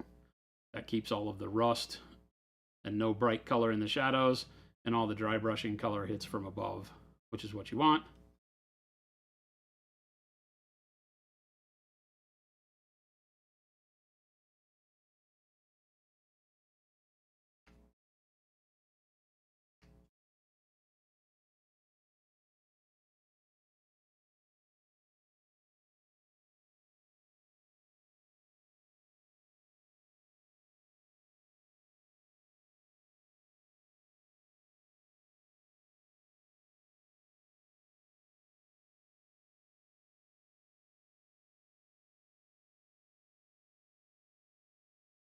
And get the smaller DB1 out. That one I need to get damp because it's a beat up brush, so it's really stiff. So I definitely want to get a little bit of water on it just so it's not super stiff.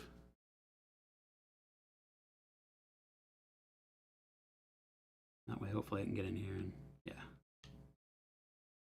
Kind of poke it in just so I know. Paid a little bit of attention to that elbow in there. There's a little bit of color. Like in there.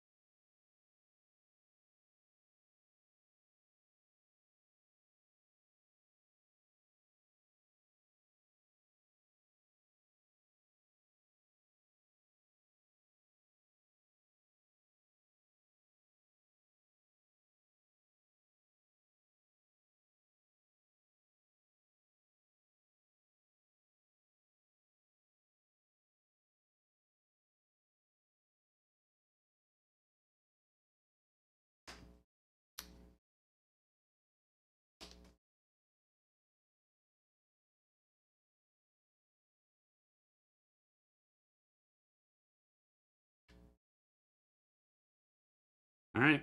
Last but not least, let's get some more paint on here. Let's not be stupid here, Chad.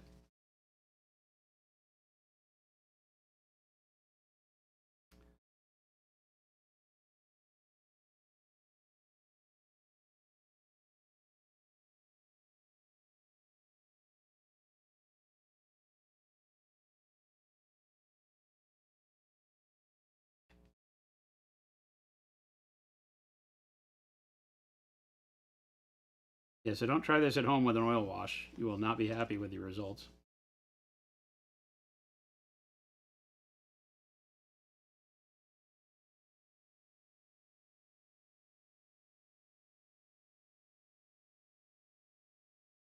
we can't really dry brush very well up in the window areas, I'll call them. I get a little bit of color in there, but not much.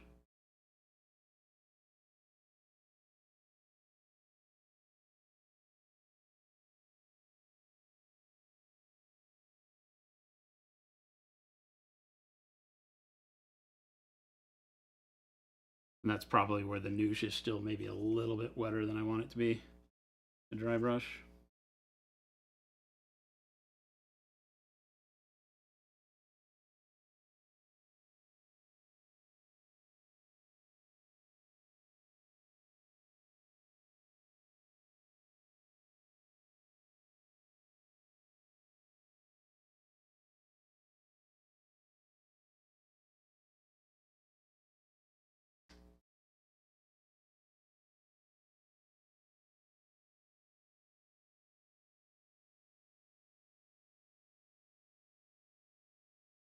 Can't be mad at that.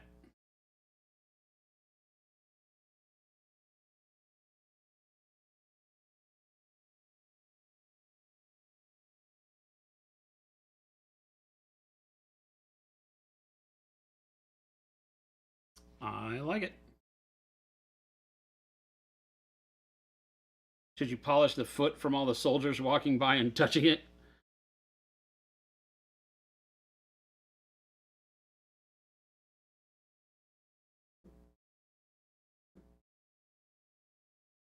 Too easy. And now it makes, I have silver on the palette, so now we're gonna go. We're gonna keep going. You can't stop me now. It's this is where I'm like, okay, well, it worked on the guy we did like nearly last, so let's do it on all these other ones too. Again, I'll dampen my brush just a hair.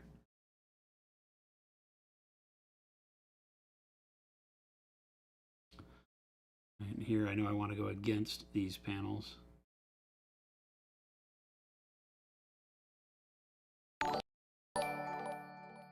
What's that? What's that? I don't have the right thing. I don't have the right damn screen up. Oh no. There we go. What's that? One Direction just buy a boy band. Wait a second. Not sure what that sound was for, so whatever. Thank you. Was that a follow on YouTube? I think that's a follow on YouTube or a sub on YouTube. Thank you. YouTube doesn't give us good alerts as we stream.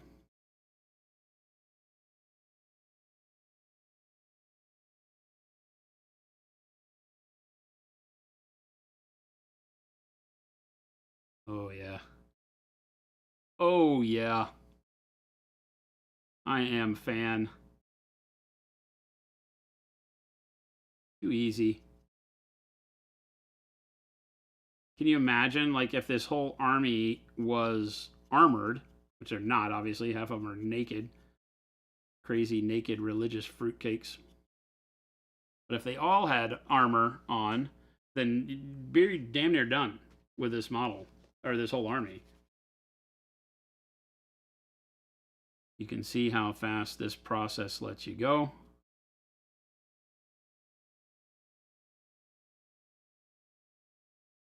If there was ever a game that was built for noosh, Trench Crusade is that.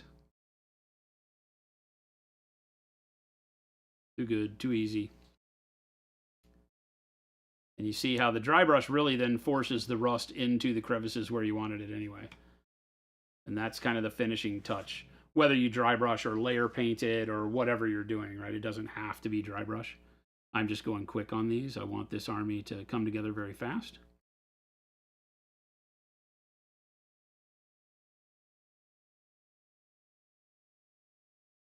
And this is how you do it.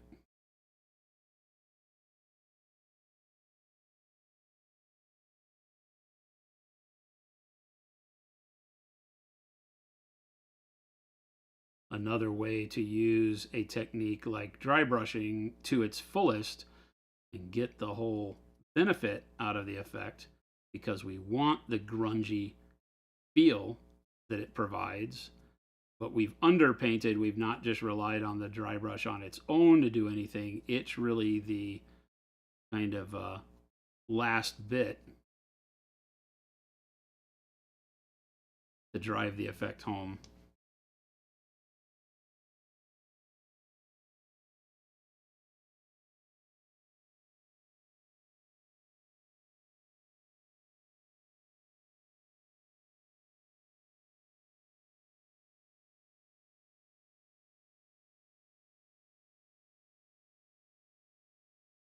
These are official, yes. Fido. These are from the Kickstarter that just ended with the backer kit about to go live this week. The Trench Crusade team will be here on the stream with us on Monday. So if you got time in your schedule, you want to hop in and come chat with them. And these are going to be hard now that I'm looking at them. There's some areas that dry brushing is probably not going to happen very easily, so we'll play around with it and see what we can make happen. Right, like in there. Yeah, that's just not even a dry brush thing. So I'm just going to get a normal brush, okay? Get a little bit damp. A little bit of paint. Take most of the paint off like if we were doing a glaze, and just pick a direction and just kind of make some quick swipes in there.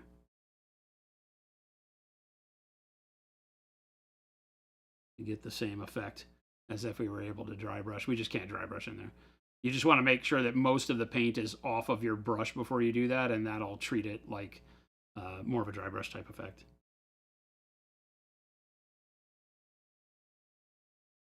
I got to remember which guys we have done in the recent past.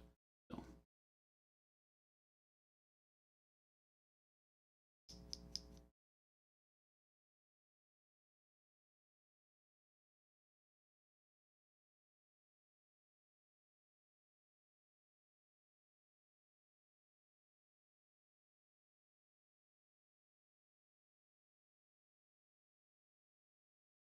That is just some downright awesome metallic right there.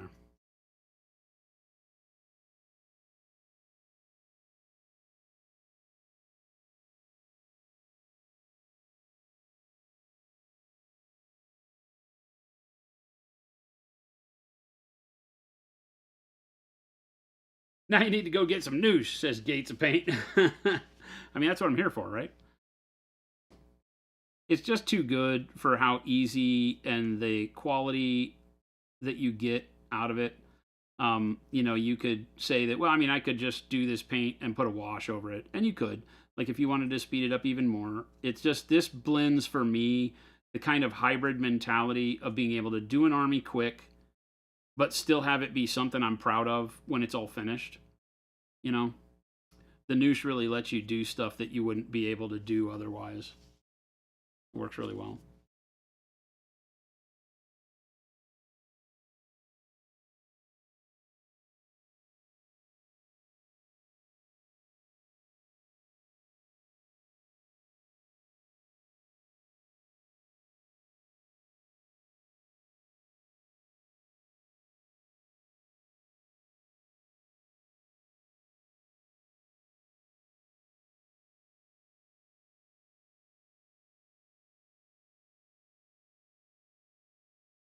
Now, I'd like to say that this gets you like 80% done with the army. I don't think that's the case here because this army has a lot of cloth and, you know, bare feet. I got to paint skin still and stuff like that. But it does do a number on the metallic bits that for this game, especially with Trench Crusade being like the epitome of grimdark, this puts you in that space immediately and is so easy. There's no reason not to go this route. And I think, you know, we'll probably see skyrocketing sales of burnt sienna, right? You just get, let's, you know, if I do a crazy punch in on this guy and let you see, right? Just look at how the noosh, how cleanly the noosh gives you coloring on the model, right? It doesn't look like a wash. It doesn't give you this staining like a wash does. Even our black wash underneath it helps with the shading. So that kind of a metallic out of a true metallic, look how smooth the metallic is still, even with me dry brushing over the top. This is just a look you're not going to get from standard painting. And Noosh is what allows that to happen because it cuts out all of those other things that you have to do, those other techniques and other steps you would normally be trying to make that aren't necessary here, right? See if I still have any silver on this guy. A little bit, maybe? Yeah. You know, look at the, back that out of super zoom real quick. You know, you look at the guys that we have done with just the dry brush right now. Right? Oh, that guy hasn't dry brushed, is he? No, that guy's not dry brushed. Neither is this guy, huh? No. And then you look at, like I said, you know, these guys to see where we're, you know, just one dry brush step gets us so much over the, you know, the completely like dirty, rusty bronze here, which is still cool. So you can see that you could stop at any level you wanted to as well. You don't have to do, I think I did do these guys. Oh yeah, I did. Like they're kind of in that same bright range.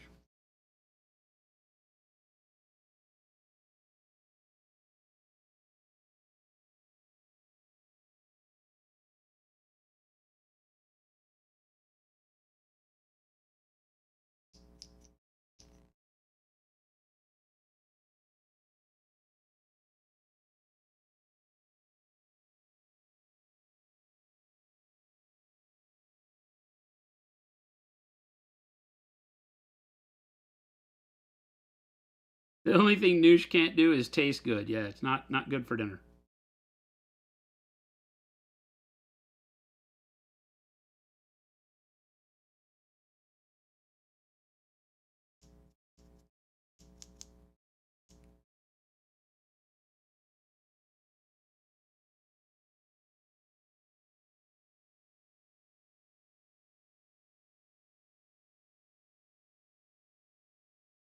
It's funny how excited I got when the models and stuff for this were announced on the Kickstarter.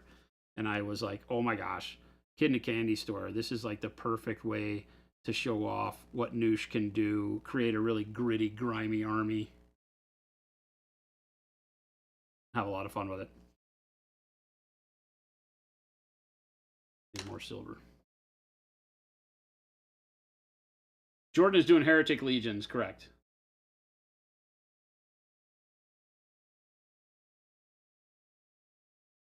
All of the warbands for the Kickstarter are amazing. It's we mentioned it yesterday. It's one of the few games where every army is something I can see myself painting and really falling in love with the process.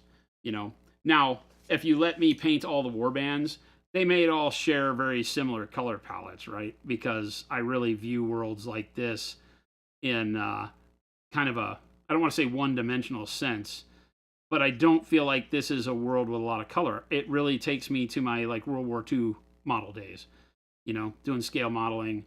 And, you know, it didn't matter if you were doing an American or German or British style diorama. What you had was a group of models that were in the same environment, right?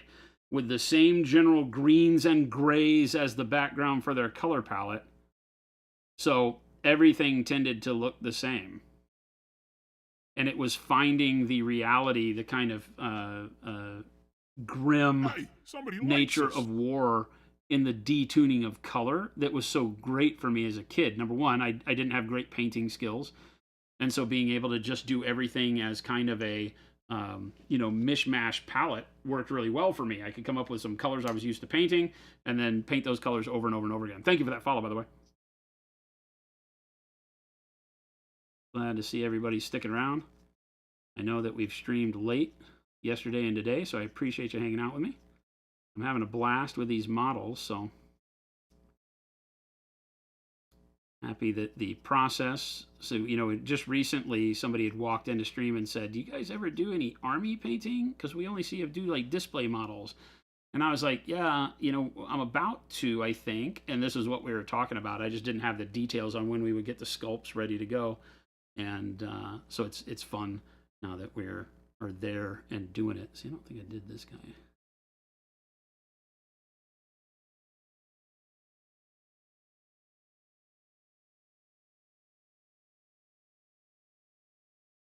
I did a little bit.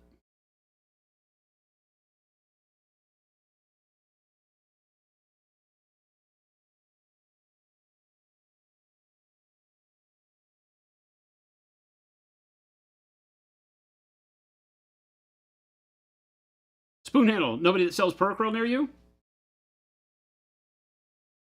The desecrated court, the cult of the seven-headed dragon or seven-headed serpent is silly. Spoon handle says, I just saw an ad for Percroll this afternoon, and here it is again. We make it. You are in the house of Percroll. We are Monument Hobbies. We manufacture it right here in the building I'm streaming to you from. So you've made it to the motherland.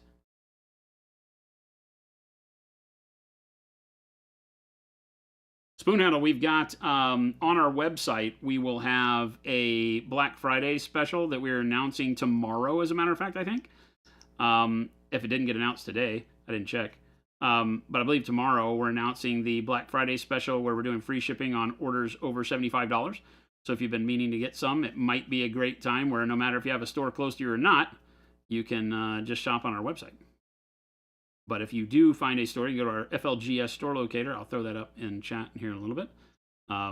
Then we definitely recommend supporting your local store any chance you get. But we will be doing free shipping. We don't ever do sales. So it's a very odd thing for us to even do the free shipping deal. We just don't do that stuff. We believe in pricing the product so that it's available and readily affordable and value to you every day, as opposed to saying, yeah, wait till Black Friday for the paints you really need right now. So, what else do I got? Her. Ooh, this is my girl.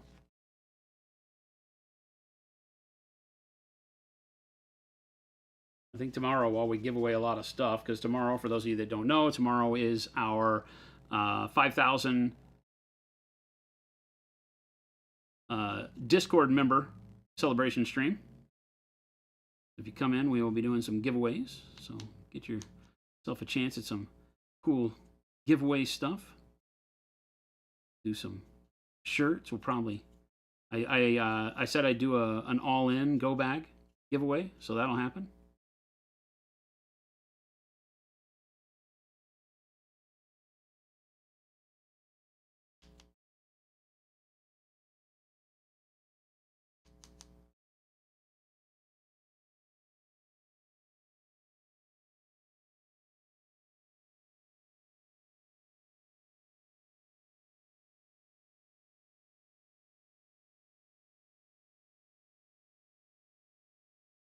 Cannibalistic says, I fully expect to be here tomorrow and win zilch. That's like me, Cannibalistic. I never win at our giveaways. Everybody says, you win all of them, Fuse. You get to hang out with us. I don't ever get anything cool. Poor pitiful me, right?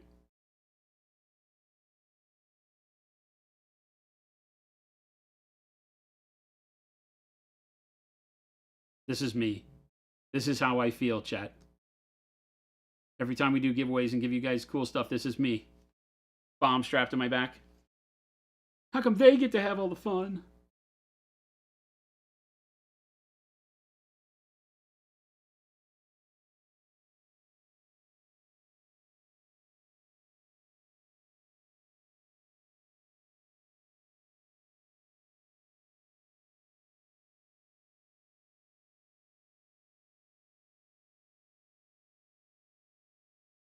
And then when I think nobody's looking, this is me.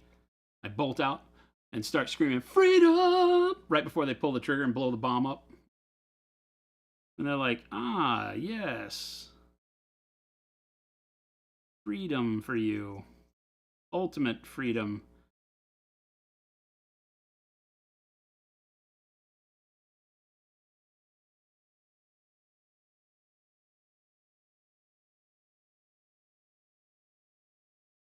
These guys are going to look so good.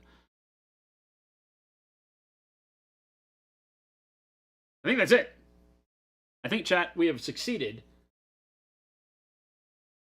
to where now we can paint like other colors. We don't have to work in magnesium and burnt sienna and silver anymore. We have done all of this with literally 4 colors: magnesium, silver, burnt sienna, and black wash. Just to be clear. So it doesn't get any easier of a color palette, and barely gets any easier other than just if you were to just want to stop at base coat and wash. It doesn't really get any easier than this, right? And I've been yapping on stream, but we get really, really good results. Super nice. Grimy. It's going to be fun picking out the details on this guy. The wood. I'll do like a grayish brown wood, I think. And then the poor lamb. The lamb, of course, has to be white. Right? Has to be, so that the blood effect is not lost. So good. And this poor soul strapped to the wheel. Got a bag over his head too. They don't even let him see what's about to happen. Probably better. But much excite. Thanks for hanging with me. I think these guys and gals are turning out fantastic.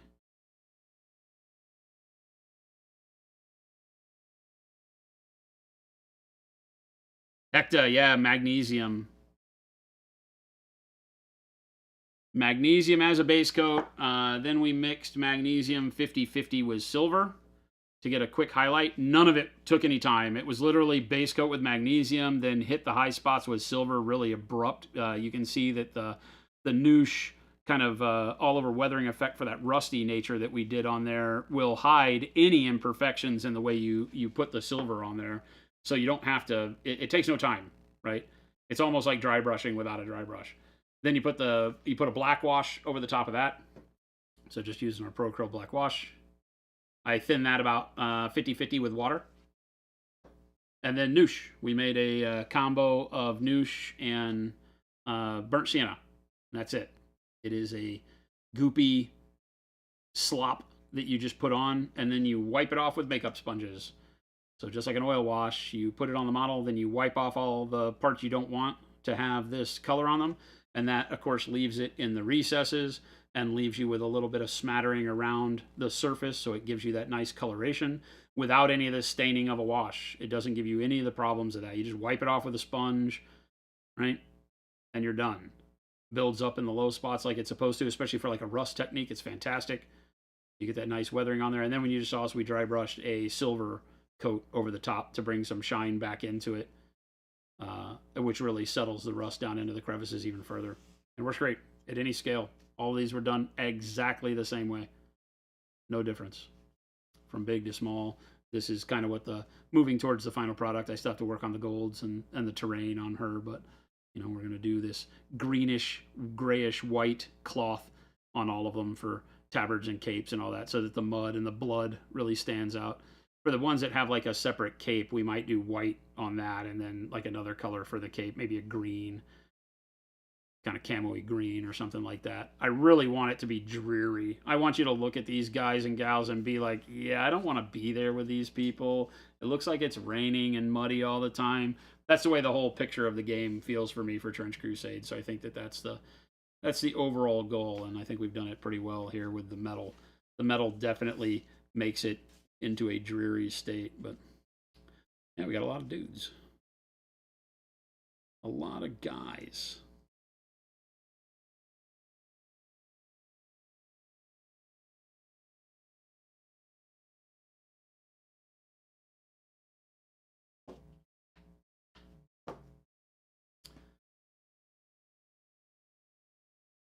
Deadbeat says, well, thanks for the company while I watch progress bars, Phil. It's so great, right?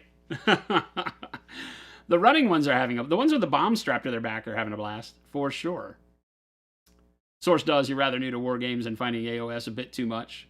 You know, I always tell people that the best games to start into wargaming are the skirmish games that still have all the components of the big games as part of what you do, the strategic movement, holding control points, and you know, having win conditions that don't just include kill the other team. And there's a lot of those. Everything from Malifaux, here you see in Trench Crusade, even Infinity to some extent is like that. You know, so going and sizing it up. Warcry from Games Workshop is actually one of the best. I don't know that I've ever said a game from Games Workshop is one of the best to introduce people to. I feel like it is. It has some really good models. You're in that anywhere from like my Ogre Maw pack that has like 5 models to like 11, 12 models top. So it's not too much. It's much fewer than this to get an army painted up. So I like that aspect of it. It lets your hobbying be kind of more intro. But there's even games like, oh gosh, why am I going to forget it right now when I need it the most? The Greco-Roman Colosseum battle, Arena Rex. Arena Rex has like 3 models, 4 models that you'll use. So it's even better as far as like hobby nature, small groups. Still has the feel of, rolling dice, finding out combos between your units, and skirmishy, fast, bloody, quick games that can really get you into the feel of wargaming in general and see if it's for you. I'm one to talk. I don't play as many games as I paint. I'm a painter first. So I enjoy this part of the hobby, but I really love whole armies being finished. I love looking at my full battalion of inner sphere mechs for Battletech, and it just is great having that. Whether I play the game very often or not. I love painting one-off models. It's nice to paint, a cool mech or, whatever display model we've done recently. And that's really where my wheelhouse is. But there's nothing like seeing a finished warband or army or whatever. Like at 40K Age of Sigmar, it's almost too much. It's a ton of models. It still looks really good, but I really like this kind of feel better.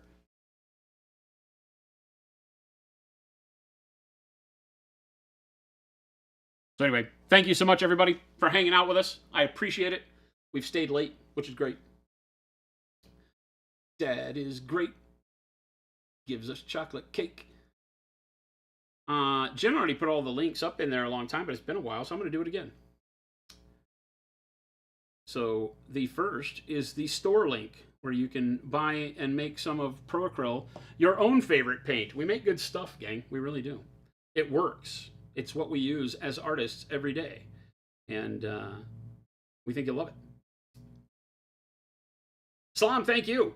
Thanks for hanging out. Everybody, seriously, if you're new here and you have not yet done it, please hit that follow button, whether you're on the subscribe button on the YouTube side or the follow button on the Twitch side, please do.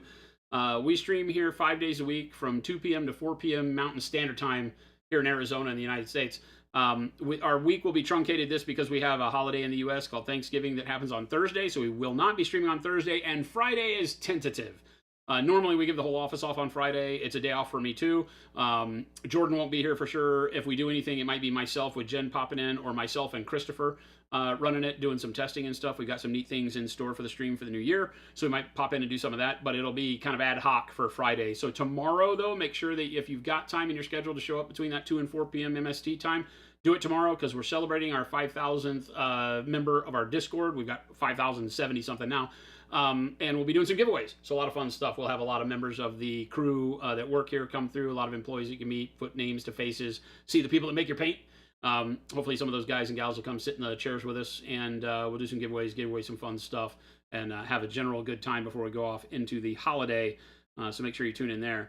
Also, I had mentioned it before, the FLGS link will give you our store locator on monumenthobbies.com, where you can put in your zip code or country code, and it'll show you stores and distributors in your area. So we distribute worldwide. We're all over the globe, and hopefully you can find a distributor that you can order either through the web with VAT taken care of over in Europe, or in South Africa or Australia or Asia or wherever you are. You can get Proacryl delivered to you directly, or pop down to your local store. Support those people. It's awesome. All right. And then our YouTube, which some of you are watching on our YouTube channel, but all of the live shows get cataloged there under the live tab, as well as all of our pre-recorded studio tutorials and fun commercials, and all the stuff that we do is over there on the YouTube channel. And last but not least, that wonderful Discord that I just mentioned that you should go join. Make it more than 5,084 bomb-carrying penitent martyrs. Right? Instead of barefoot crazy pilgrims. 5,084. Let's keep pumping that number up. The community over on Discord is amazing. Great inspiration. Great artists just like yourself of all levels and skills, from just beginning to have seasoned painters have been doing it for hundreds of years, it feels like. So great stuff all around that you can watch take place, get inspired for your next project, show us what you're working on, ask questions, get news on products, events that are coming up, new releases, new things we're developing around here, sales, all the stuff that goes on. So we implore you to join us on the Discord. It'd be a good time. And stick around. I'm gonna find somebody to raid. Who's streaming? Anybody know? Anybody know who's on? Who's live? Let me refresh this. There was nobody when Jin pulled this screen up. AKA it's Tuesday and no one is streaming. Kenny should be on, right? Kenny's on. Let's do Kenny. Easy peasy. Let's go raid Kenny over at Next Level Painting. So I will type that. Oh, not that. That's the wrong thing. I'll type this one. And we will go say hi to Kenny. Show some love in that chat. Give him a follow. And we'll look forward to seeing you back here tomorrow for all the giveaways and celebration of the Discord. Hitting 5,000. Thank you so much for hanging out with me. I'm out of here.